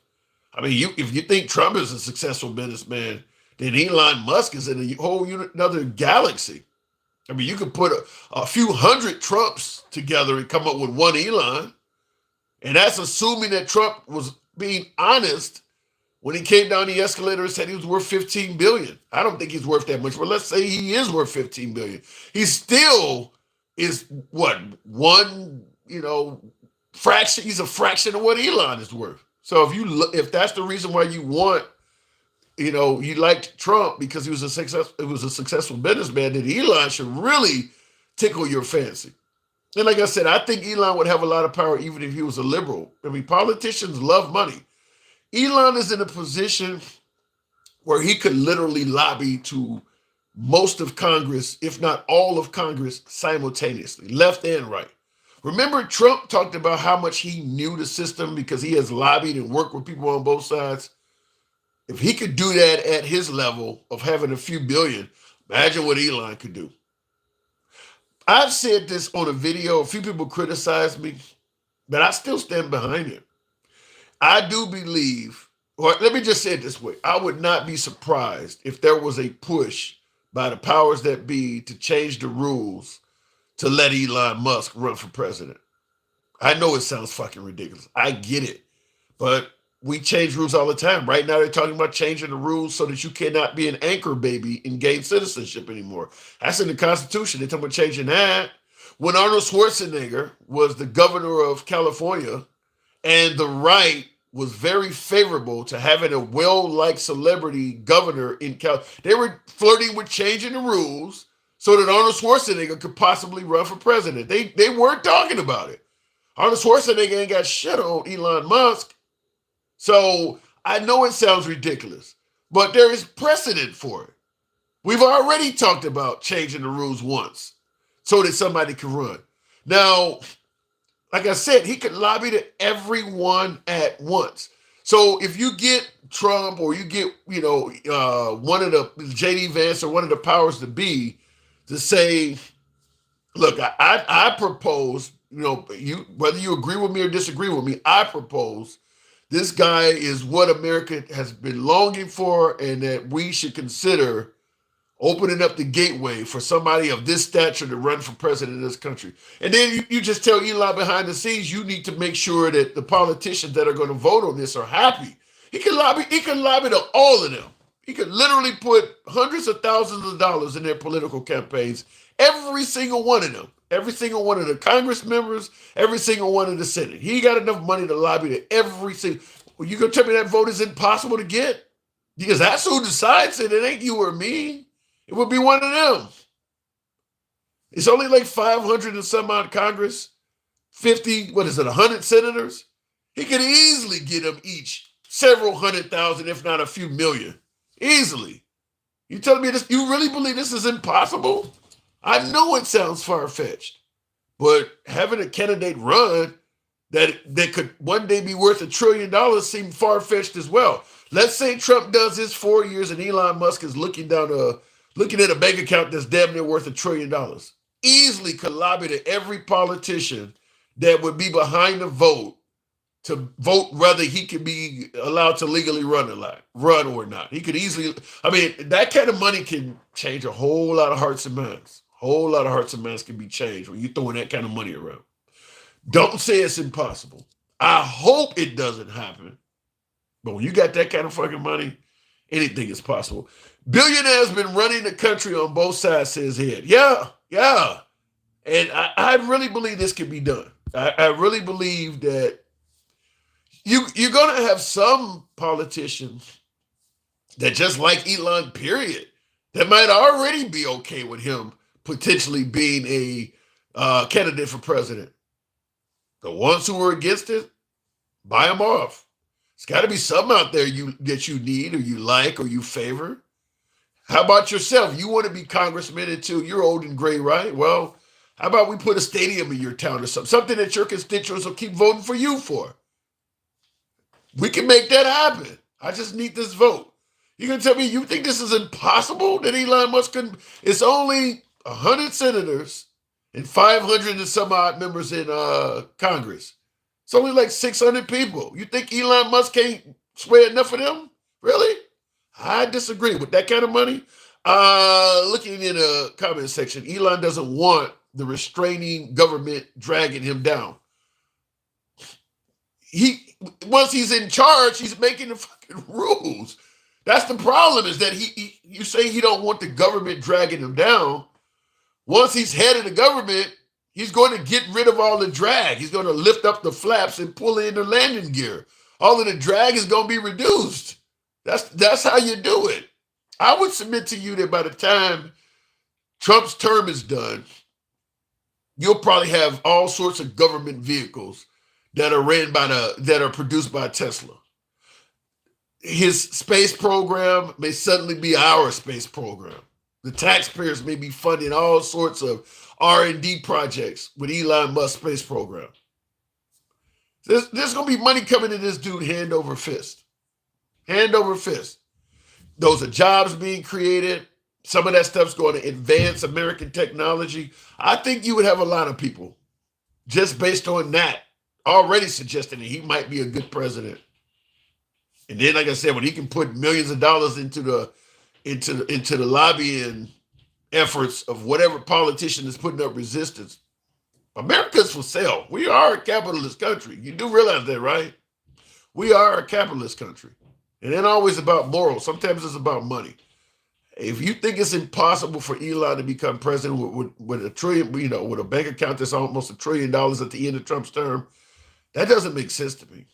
I really believe that's possible. And says, so he can do what Fink has been doing for 20 plus years. Who's Fink? What are you talking about?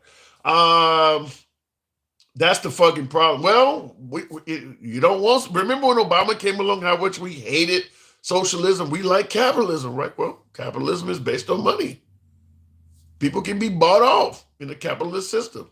And that's what can happen. This is where the Dems fail huge. They make up all kinds of fantasy predictions. I don't disagree that the Dems can go too far on some things, but this is one, I didn't say it's gonna happen, but if you think it's a fantasy, if you truly feel confident that there is no way possible this could ever happen, a dude with $1 trillion that's already in government, that has the blessing of a highly popular president, you feel 100% possible there's absolutely no way that the Republicans would ever put up for a vote whether to let Elon Musk run. 100% possible. I don't think it's as far right. I don't think it's as far of a radical viewpoint as you think it is. I'm not saying it's gonna happen, but the idea that it couldn't, when that guy could potentially have $1 trillion, yeah, I disagree with you. May as well call him God King Musk. I mean, a man with $1 trillion can make a lot happen. A man with $1 trillion can make a whole lot happen. He can make a whole lot of people forgive you and ignore stuff, turn the other way on stuff, vote ways they didn't intend to vote. That is a ton of money. It's a ton of money. 100% no way Elon would ever become president. I don't know why you think that. I would like to know what you're basing that on. I think we all know politicians can be bought. I know a lot of you folks feel that Trump cannot be bought, but even the right believes that most right wingers can be bought. They just think Trump can't be bought, but Trump can be bought too. You throw enough money anybody's way. What was it? The mafia that once said everybody, every man has his price or something like that. Notice how Trump was very critical of alternative energy. Windmills cause cancer. He didn't like solar panels. He was constantly talking about the lack of range for e-vehicles and lithium batteries and all that. Notice how he ain't saying none of that no more. Elon Musk gave him $450 million, and he suddenly ain't criticizing e-vehicles at all anymore. Anybody can be bought. Anybody can. Remember when he talked about after the Mandalay Bay mass shooting that to get guns out of the hands of mentally ill people, sometimes you got to take the gun away and then give them due process because it takes too long to give somebody due process. 24 hours later, he had changed his tune. Many people believe the NRA got in his ear. Anybody can be bought. Trump is not beyond the realm of being able to be bought. Anybody can be bought. And when you got the potential of having $1 trillion, you can buy a lot of people. That's what oligarchs do, says Richard. Yeah, maybe, but I'm just telling you, you got access to $1 trillion. People, we are in a country where people idolize power and money. Even the everyday average citizen. How many voters keep telling you we voted for Trump because he is a successful businessman and we need the country to be ran like a business? What is the only purpose of a business? To make profit. That's it. It's not to be caring, not to be concerned with the citizenry or any of that shit. It's to make money. They don't give a damn if I got to fire you because I'll save money. I'm going to fire you. They don't care nothing about the personal nature of it, which is, in my opinion, and I meant to post a video I did on this. I titled it, "What's Wrong with America?" I titled it in regards to the CEO of, what do you call it, of United Health. And there's another case I mentioned like that, but it just shows that, Biden's pardon was the other case. Biden pardoned a judge, a very unpopular pardon that Biden did. Pardoned a judge that was literally sending kids to jail because the judge had an associate that owned a for-profit penal institution. So the judge was working with somebody who owned a jail and would make money off the kids being incarcerated. And the guy who owned the jail was giving the judge financial kickbacks. They called it, kids for cash or something like that. Biden pardoned that dude. Anyhow, one of the worst parts I've heard, but one of the things I talked about is that just shows what's wrong with America is that everybody is focused on money. People just like the United Health CEO. I don't care if you die. If it saves our company money, we'll deny the procedure if we can get away with it. Our country is too money oriented. And that's why I'm also telling you that I believe Elon Musk could become president if he talks to the right people, because most of Washington is money oriented. We don't like socialism. Remember, we like capitalism. Well, capitalism is about making money. It's not about there's a reason why we have more people in this country incarcerated than any other country in the free world, in terms of numbers and in terms of per capita. We have more people that are incarcerated because we have a lot of for-profit prisons. We have a lot of people that are being locked up because somebody else is making money keeping them incarcerated. Just our whole system is money-oriented. Why would you not believe this guy can't become president? We're willing to lock up our own citizens to help somebody benefit financially. That's the whole country is about money. I was just talking about Chicago and towing and shit like that. From the city administration, county, state, federal, the whole system is based on money. The whole damn system, but you don't believe Elon could do that. Fink is BlackRock CEO. How is him supplying EVs, which is better for climate bad. Ford was giving trucks and military vehicles to Adolf until 1944. Wow. I'm just simply saying Trump changed his tune. Trump's tune about e-vehicles was negative until Elon started backing him. That's all I'm saying. I'm not disagreeing with anything else you're talking about. I'm just simply saying Trump was very critical of electric vehicles and lithium batteries until Elon Musk joined his team. And all of a sudden, all the criticism stopped. He got bought. He got bought. That's all I'm saying. He got bought. I don't know if once Elon Musk showed up, Elon Musk maybe let him know, look, I'm with you, but you can't be criticizing my business. I mean, you know, I'm willing to help you in any way I can, but you understand this money comes from the business you criticizing. Elon Musk got to him. That's all I'm saying. Because he suddenly had nothing bad to say about e-vehicles anymore. Elon, what does that say in the comments? It takes more than just a businessman to run a country. People have to be thought about, not just true. I mean, Trump is very well spoken as well, but if you got Elon's money, you can get a spokesperson. I mean, it is. He may be I mean, George W. Bush wasn't a great speaker, and he got 2 terms. You can get a spokesperson. As long as people are happy financially, they're willing to overlook a lot of shit. I mean, I mean that's just the way this whole country was founded. I mean, I often get into conversations about oppression and race and shit like that. Most white Americans were not looking to oppress. Most white Americans did not own slaves or none of that shit. But if a politician that is pro-slavery can make sure the economy is good for the typical white working man, they were willing to overlook it. Willing to look, as long as you're putting food on my table and I got enough money in my bank account and I'm happy, I ain't got nothing to do with what you're doing over there. I'm simply saying if you put money in people's pockets, they will turn a blind eye to all sorts of shit. And if Elon and Trump get in there and the economy's going very well, $2 gas and all this other shit that people are talking about, and you know, the price of eggs is all of a sudden you can afford an omelet again, as if omelets are now $20 a piece. I don't know what the hell that is, but if people are financially happy and he starts talking about, you know, my time is up, but I can give you Elon and I guarantee he can give you 4 more years of this, I think a lot of people would turn a blind eye to it. How many people say that I didn't like this about Trump or I didn't like that about Trump, but I like his policies? That's kind of saying the same damn thing. I didn't like all this other shit, but I'm willing to turn a blind eye to that because his economy was good. His policies were good. It's kind of happening now.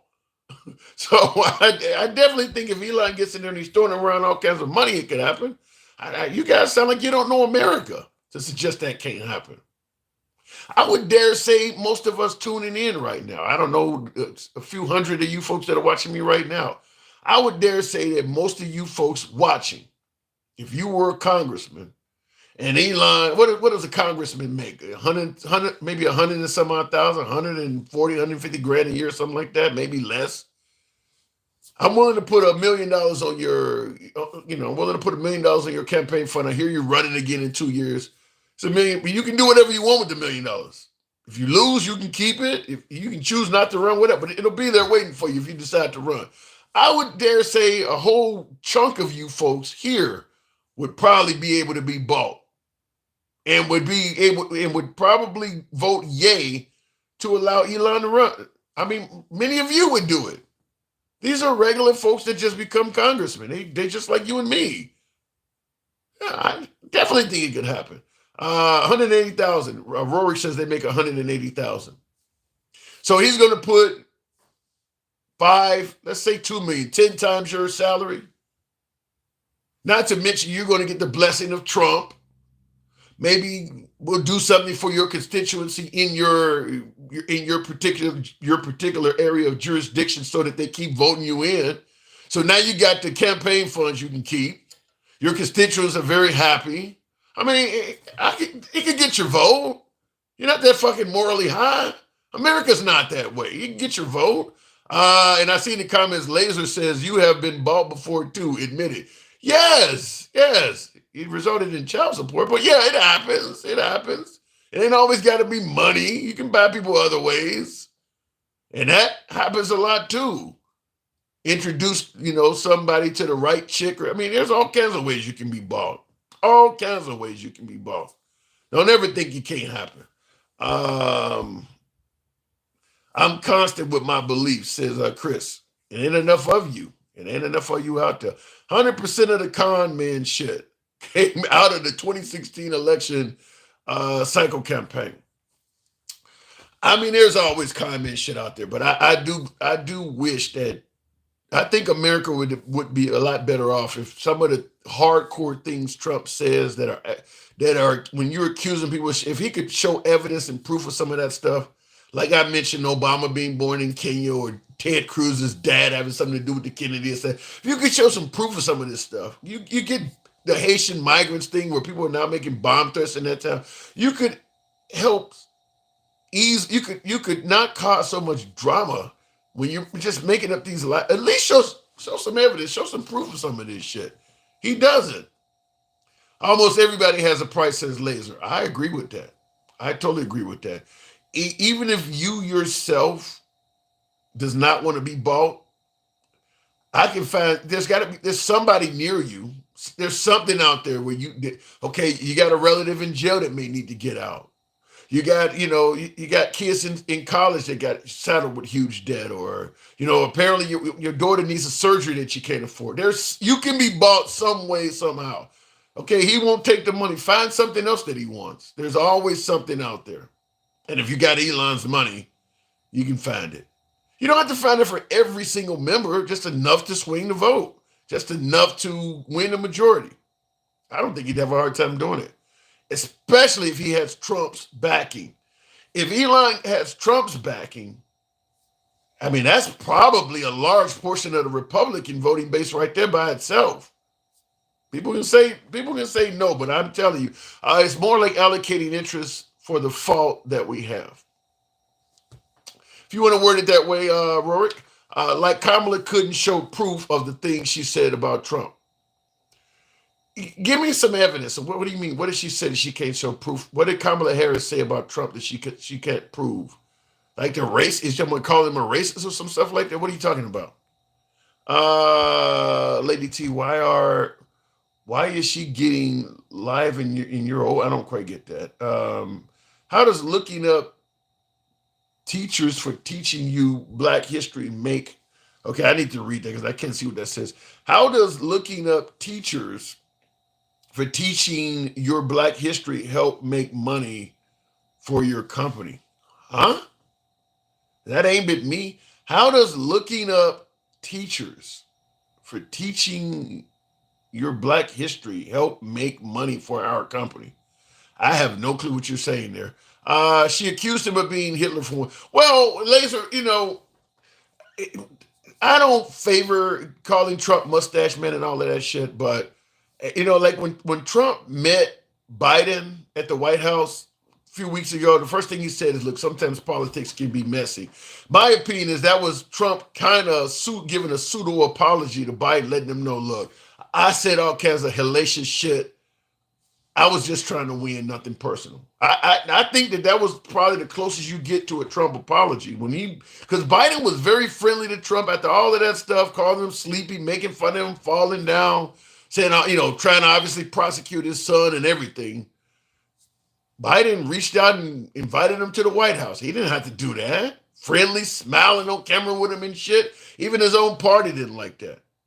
I think Trump realized, like, damn, considering how I treated this guy, he had the nerve to be friendly to me. Trump, listen, politics can be dirty sometimes. He said, but today is a good day or whatever. That to me was his apology. Now, when you say that, Kamala called Trump mustache man, that's kind of what floats around. They were calling Obama mustache man.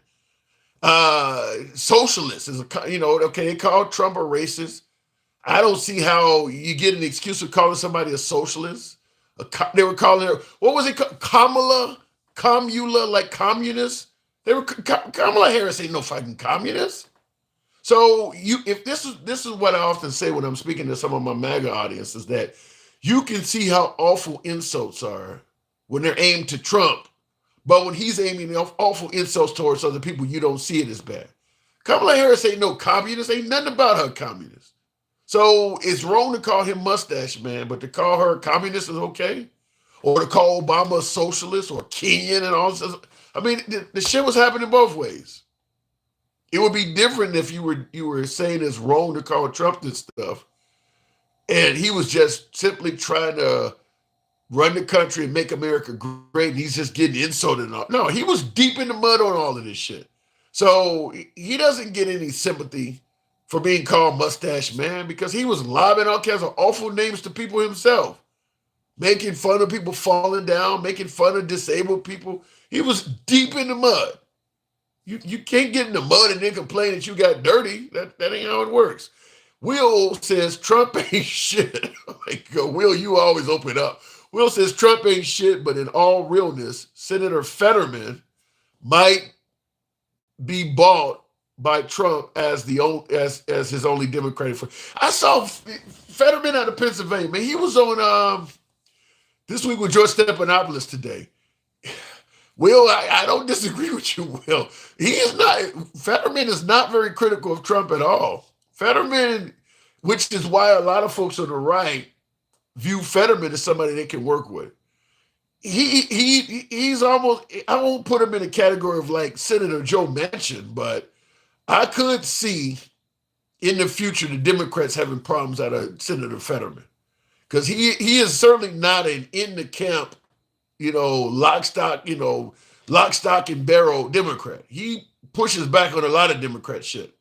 I could certainly see Fetterman becoming an issue for the Democrat Party because he criticizes the Democrats a lot. He's starting to sound like Stephen A. Smith. For some of you folks who know who Stephen A. is from ESPN, if you see him on News Nation or if you see him on the internet talking politics, Stephen A. is starting to sound close to Candace Owens. He's sounding pretty damn far to the right.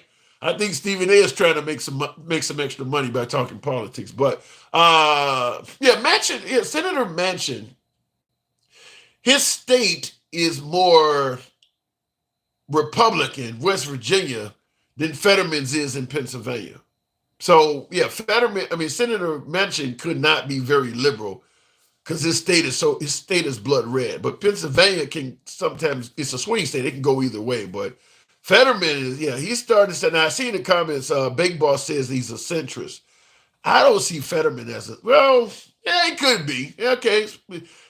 Center, not even center left, just almost to the point where he's straight center.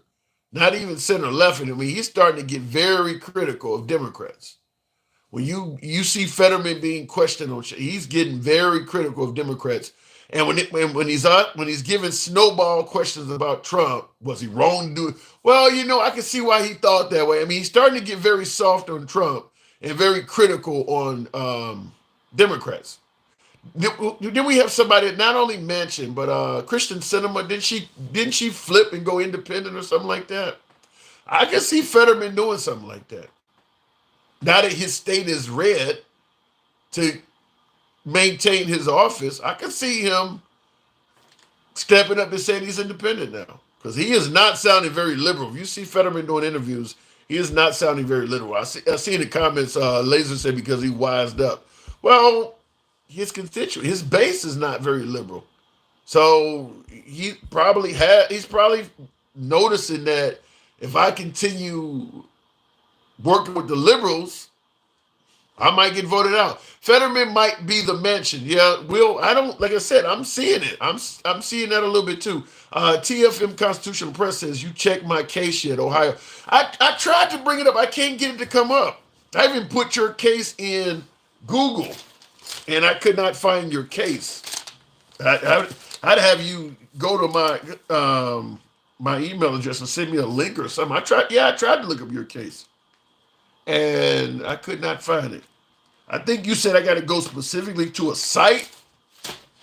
I couldn't find it though. I did look it up. Looking in the comments, there was another one here. 100% sure for sure communist. Gulag. Yeah, I don't buy that constitutional press that Kamala Harris is a communist. I don't buy that at all. I think what happens is a politician passes or tries to pass one bill, and it sounds like something from a communist or socialist group. So they say the whole politician. No, like when Obama was passing universal health care, that's a social policy. So that made him a socialist. Obama was not a socialist. You had 8 years of that guy. America did not come remotely close to being a socialist country. First question I would ask, if you think Obama was a socialist, what is your definition of socialism? We didn't come close to being a socialist country. So calling Trump mustache man, I understand the folks that are insulted by it, but it ain't unique to Trump. Like I just said, calling Obama a socialist. I mean, God knows all the shit they call Hillary Clinton. Said she was drinking the blood of infants and all kinds of shit. It's what happens when you run for office. I don't know why MAGA thought that Trump should be excused. Certainly when he's himself is flinging around all kinds of insults about other people. That's what happens. That's what happens. Trump didn't have millions of people unalived. Depends on who you ask there, Bake Boss. Because a lot of folks believe that Trump is responsible for COVID deaths. I get you assuming you're talking about Hillary Clinton, you believe she had people's lives taken away. But a lot of people in this country believe that Trump's poor handling of the pandemic makes him responsible for, as you say, millions of people unalived. At least thousands. A lot of his handling. I'm not going to say he was responsible for deaths, but he definitely did a piss poor job managing the pandemic. The U.S. citizen legitimately does not have access necessarily to the first 8 amendments of the United States Constitution. Check demand of standing. Let me ask you this: in regards, in addition to your case, give me something else that backs up your claim that the average American citizen does not have legitimate access to the first 8 amendments. I know the first is speech. Obviously, the second is gun rights. What is the third? That ain't the soldiers in your home or something like that, is it? Or is that the 8th? Fourth is unwarranted searches and seizures. Fifth is obviously freedom of speech. I used to know them all. I can't remember them all off the top of my head. But you're telling me that the first 8 amendments, the U.S. citizen legitimately does not have access necessarily to the first 8 amendments of the United States Constitution. Check demand of standing. Has anybody else heard that? Has anybody else heard something like that? I got a guest that's saying that right now. Has anybody else heard that you don't have access to the first 8 amendments? I have not heard that. What do you say? Demand of standing. I'll look real quick before we continue on. Who's in the box there? Michael, one of my subs. Good evening, Mike. Mike, have you heard that before? Demand of standing. Have you heard that? No. So you do. So you're like me. You've never heard that we don't have access to the first 8 amendments. Yeah, no, I haven't. I've never heard that before. No, I haven't either. I was asking him if he could present some evidence of that, because he's brought it up before, and I don't know where to go with it. I'm curious though, just because he said it. I always sometimes look at what folks are saying, but first, You laughing at me? say that again. What you said? I just said, That was all you needed to say. Sound like my grandmother or something. Mom, I come on with a girl. We just friends, Grandma. Yeah, because you don't have to be a stud. You don't have to be a historian to know some shit. You just know what it is, and you know what it's not. It just is what it is sometimes. Yeah. Well, he's saying he has a docket with the Supreme Court. I'd be curious. What are you fighting over? Are you fighting to get people those rights? Because he's saying that he has a docket. Who's he? Who's he? His screen name. Gen X? No, it's not. This is another viewer. You say Gen X. I don't even think Gen X would say this. TF. This would be more like Timoteo, that guy who believes that. Oh shit. Yeah, he has some interesting opinions. TFM Constitutional Press says Ohio Supreme Court website docket 24-1289. It's a PDF demand of standing about halfway down. Go to U.S. citizen legal fiction document. I'm just curious why we haven't heard this from anybody else. That's what's baffling about it. You're the only person I've ever heard say people don't have access to the first 8 amendments. That's unique. Unique. So Elon Musk, is he trying to be further along? Is he trying to be the boss? Do you see any possibility that Elon Musk is trying to overstep his boundaries? Well, yep, I do. But here's the thing: he's trying to get back. He's trying to get back. He's trying to get ROI, his return on his investment, right? Shit, how do you return $450 million? Well, because again, whatever they talked about, what he's expecting from that contribution, from that investment, that's what he's expecting. But here's the funny part, though, Tim. We all know that Trump doesn't treat his investors and people the right way. There's a lot of. I don't know though, but I don't disagree with that at all. But I do believe Trump is almighty when it comes to Republican voters. But Elon Musk, like I said, because he has so much money, he might be one that could actually challenge Trump because he can pay people to think differently. Yeah, and he could challenge him. But you know the biggest thing with Trump, there's not enough money for his ego. No, what I'm saying though is if him and Trump had a falling out, I think Elon Musk could get the mindset of the people because, like I said, he can pay people to think differently. Yeah, but I don't think that he would. I don't think he would sway MAGA. I just don't. Really? Listen. Have we seen anything change? And you told me last time we talked, no matter what he does, MAGA is not moving away from Trump. You told me that. Yeah, but I never factored in somebody showing up with $1 trillion to the party. Yeah, that's true. That's a different guy. I didn't factor no shit in like that. No, well, hey, at the end of the day, his ego and how people see him, those two are going to end up bumping heads.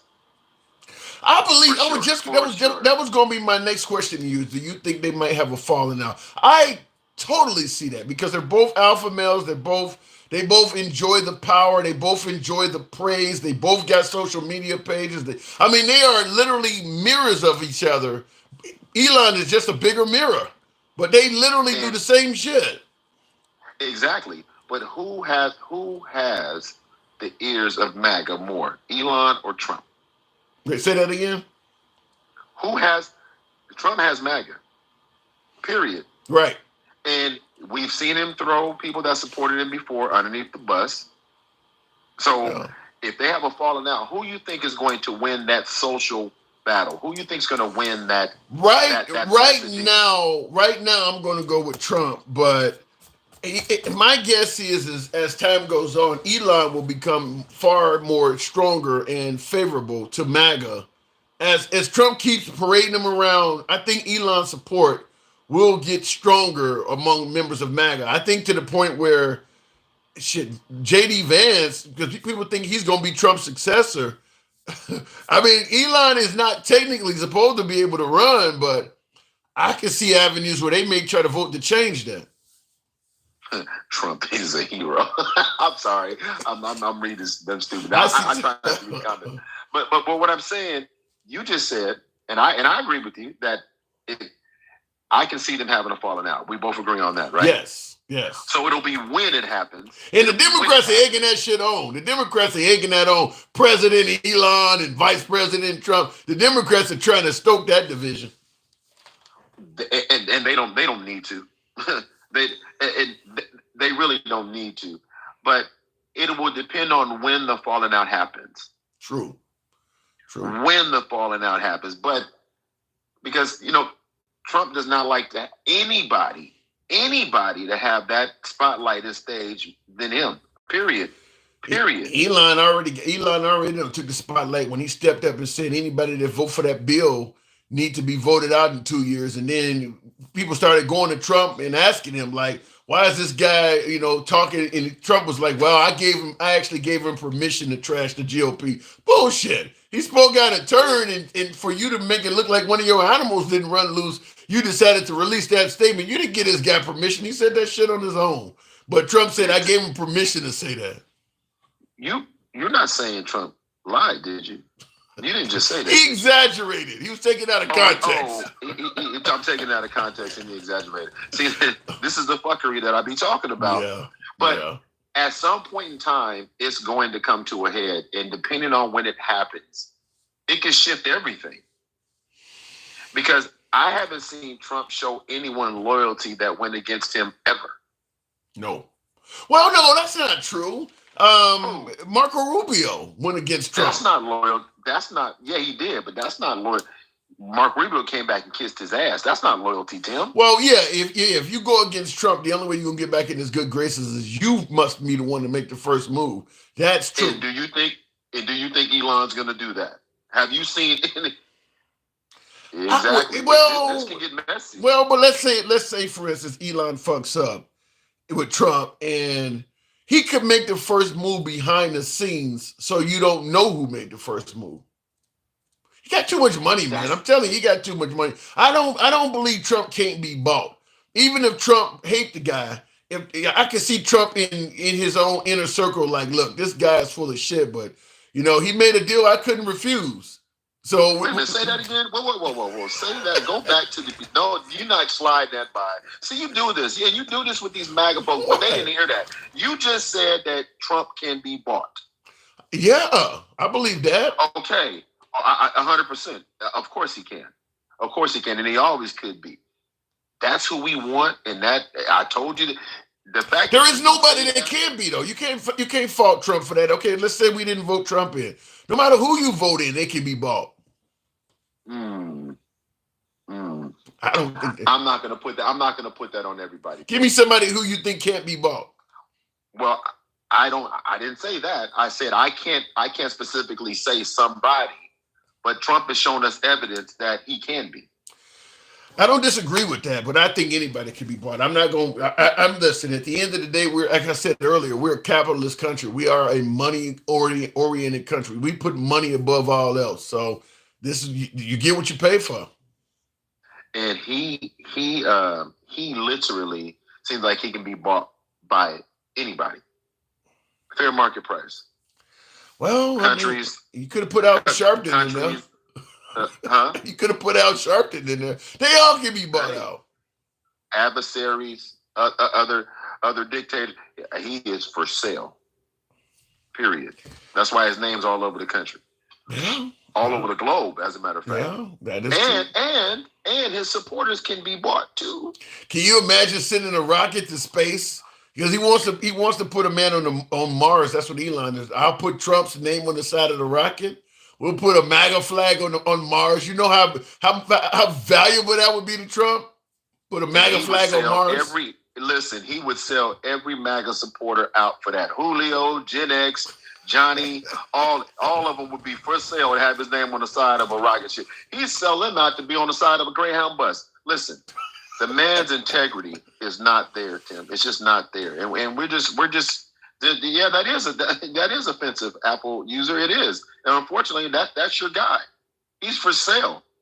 He's for sale. Everything is an object to that man. Period. Well, we put the MAGA flag on top of the Capitol building. We can't put it on the Mars. Look at that on top of the Capitol, MAGA flag. Ain't that crazy? And they talk about we go out there.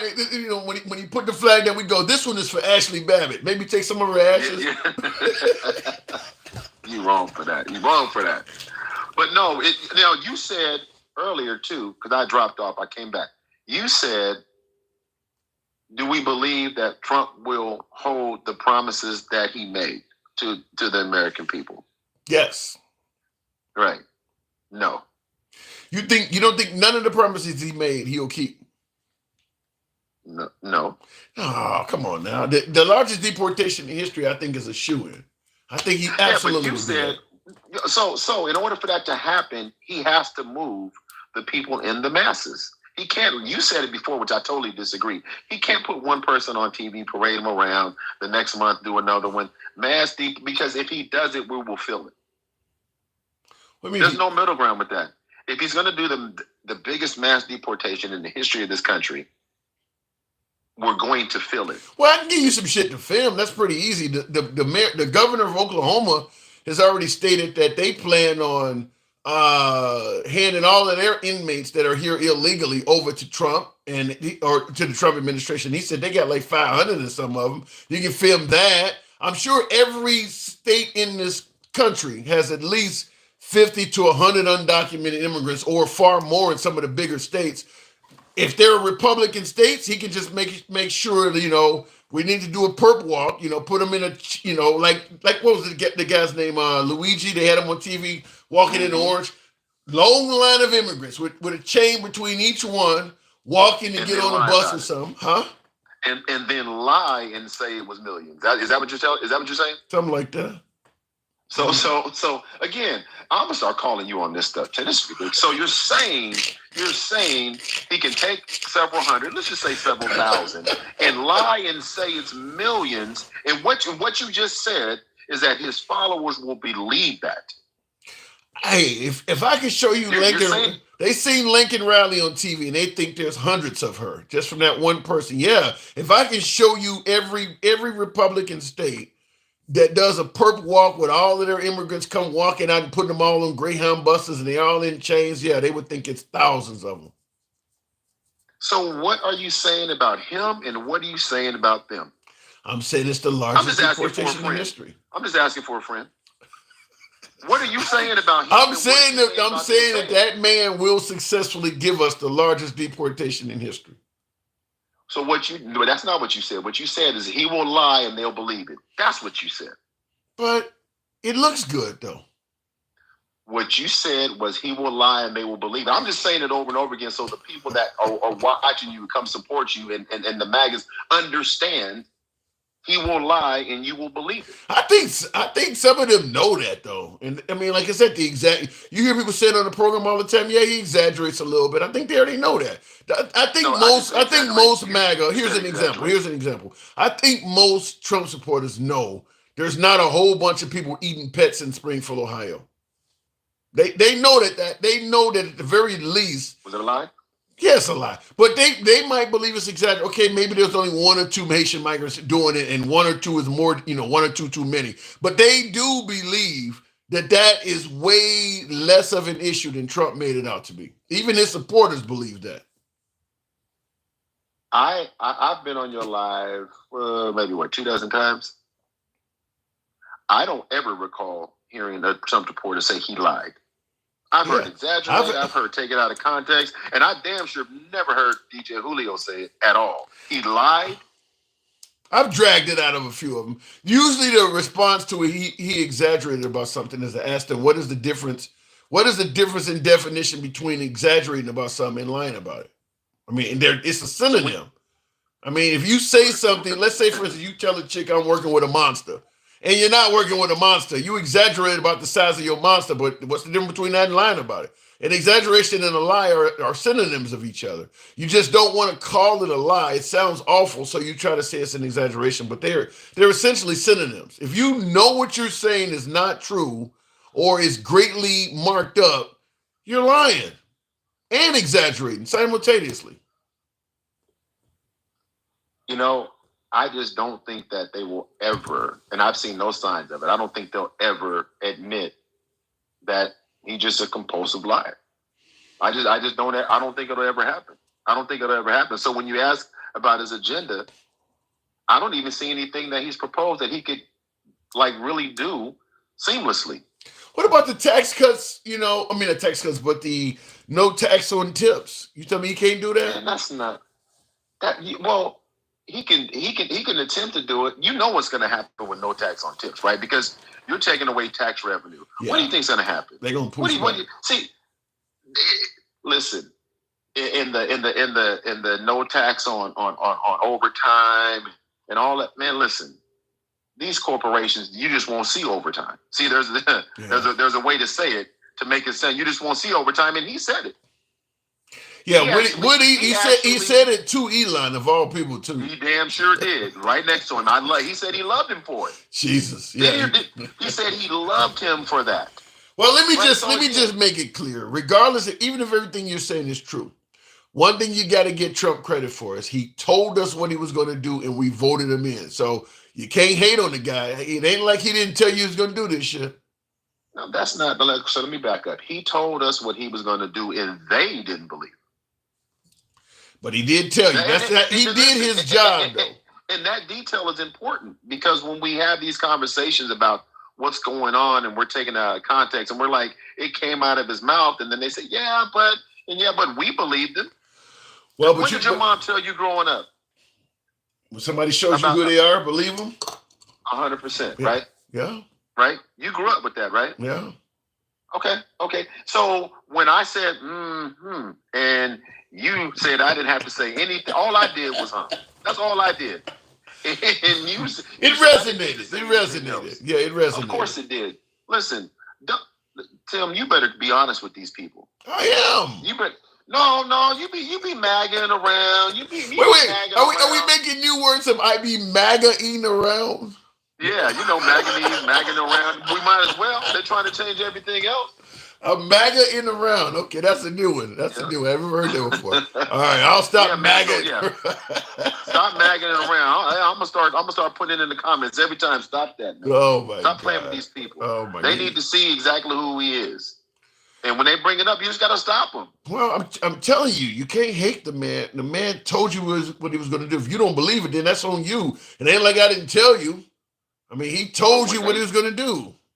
Right, but when they come up trying to tap dance out of that like Gregory Hines, you need to be saying, no, DJ, he said exactly that. No, Gen X, he said exactly that. No, Jeremy, he said exactly that. That's what you need to do instead of going, well, I call it out. Listen, I call it when I see it. I got to move it on, but I do call it when I see it. But you can keep correcting me. I don't have a problem with that. I do call it out, though. I don't MAGA around. So. Yeah, stop magging around. Oh, my God. You got me in tears. All right, Mike. Appreciate it. All right, Tim. All right. God. All right. Magging around.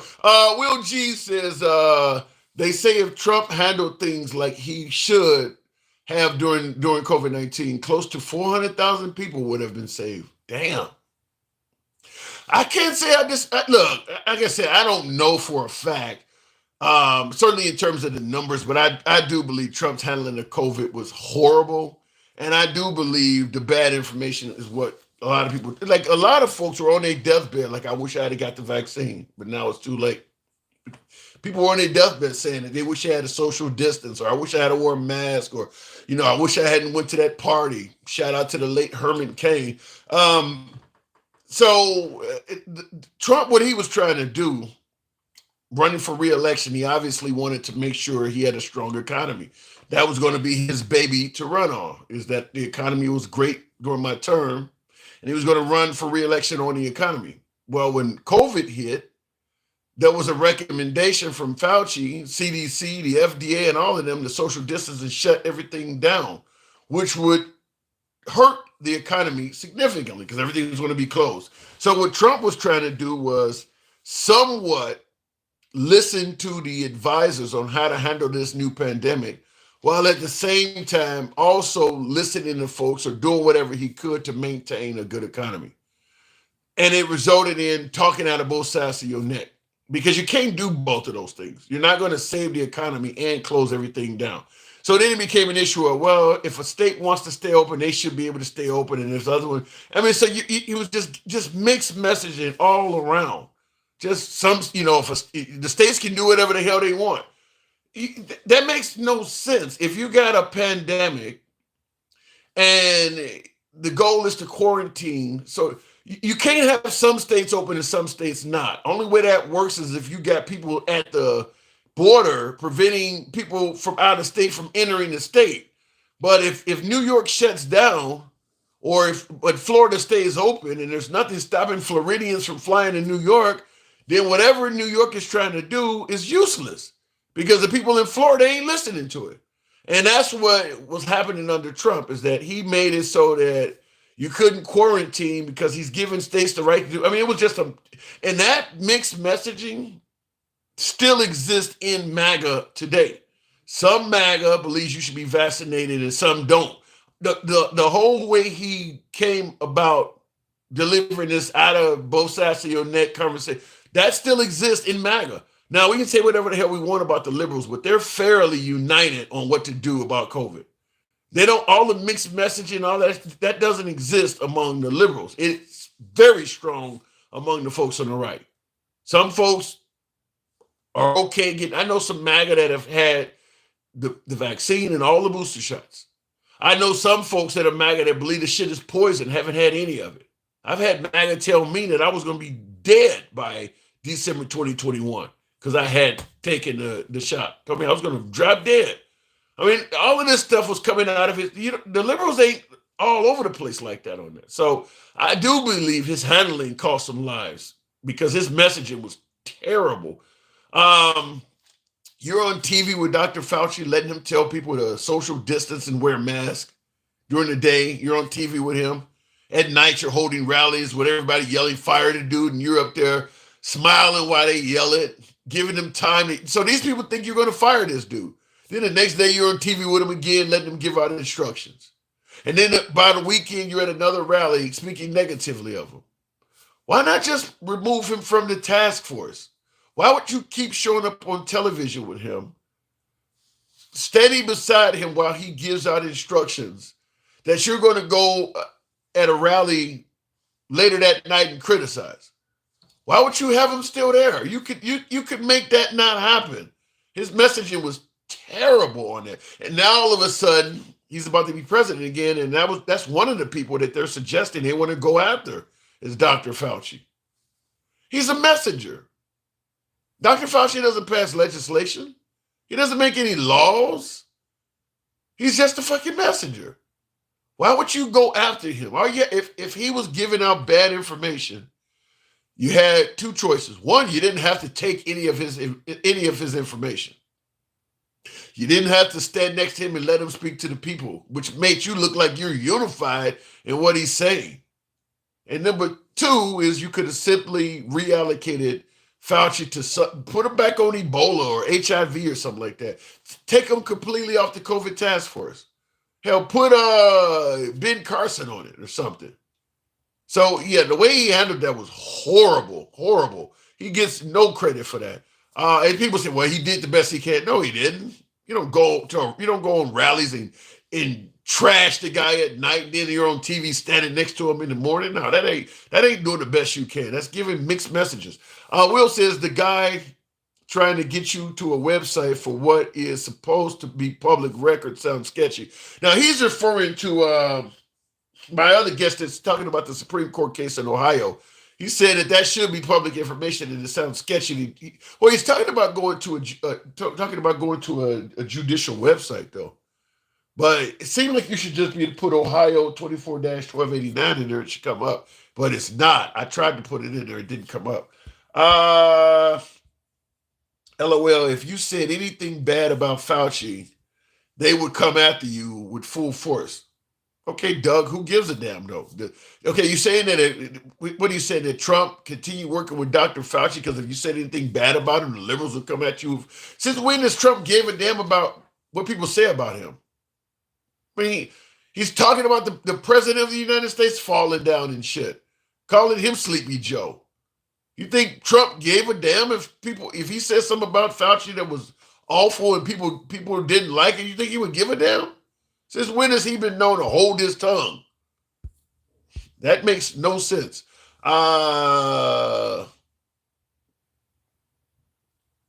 Somebody says, thank you, China. Oh my God, I'm gonna leave that alone.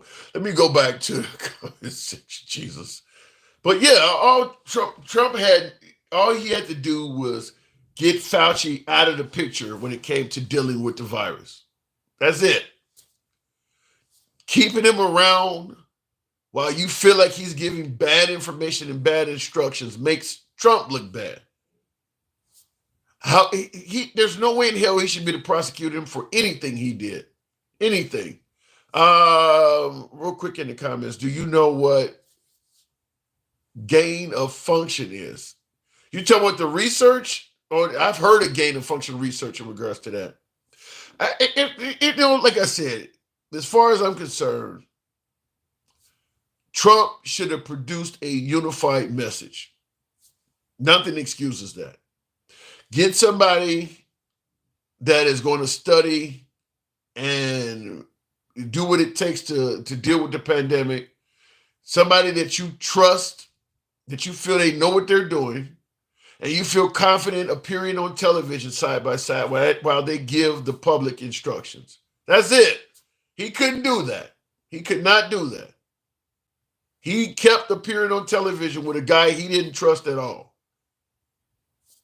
That's irresponsible. That is what could cause people to die. And I do believe what Will said.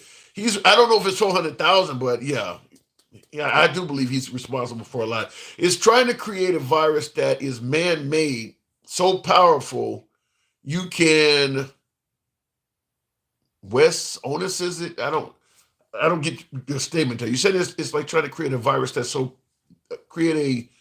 it's trying to create a virus that is man-made, so powerful you can Wes Onus it and study it. I don't doubt that C-19 was created by man and it got out of hand in a lab. Kind of reminds me of what was the Will Smith movie he made where they were something killed off the population and they were trying to come up with a cure. It sounds like I Am Legend, I think it was called. Sounds something like that. I don't disagree that they were probably trying to create a bioweapon or something like that and it got out of hand. None of that I'm in disagreements with. But you're on television with somebody that you feel do not know what the hell they're talking about, and you keep appearing on television with them every day. That makes Trump look incompetent. Get the dude off TV. That's all you got. Just get the dude. Why are you on TV with him every day? Your whole support base is yelling that you fired this dude. Either tell your supporters that he is worthy of the position and they are wrong, or get rid of the dude. He wasn't doing either. He's letting his supporters continue feeling like Fauci is somebody who should be fired, and they thought he was going to do it. And then he's on TV letting folks that do not support him think that Fauci does know what he's talking about. That's a horrible case of mixed messaging. And there's just no excuse for that. That doesn't, at least when it comes to dealing with a pandemic, that looks like poor leadership skills, at least in my opinion. It was a tough spot for Trump. No, it ain't a tough spot for you. If you feel confident the guy that's over something does not know what they're doing, it should be fired, and you have the ability to get him out of the picture, then you do that. That's it. Then you do that. You certainly don't appear on television with him every day while he's giving out what you believe to be faulty instructions. Trump is on TV with dude for like almost a month. Every day he was on TV with Fauci. If you don't think he knows what he's talking about, why would you be on TV with him? Just creating a mess. And then you holding rallies at night talking about firing the dude. That is just awful leadership on that. I don't know what I just hit there. And like I said, I do believe that what Will said, I do believe that ultimately probably led to the deaths of some people, predominantly people that support him. People that supported him, he probably cost some of them their lives. Anyhow, folks, I don't know what's going on with my devices, but do got a day job. I appreciate you folks that are tuning in. Feel free to smash that like button on YouTube, follow the program, subscribe.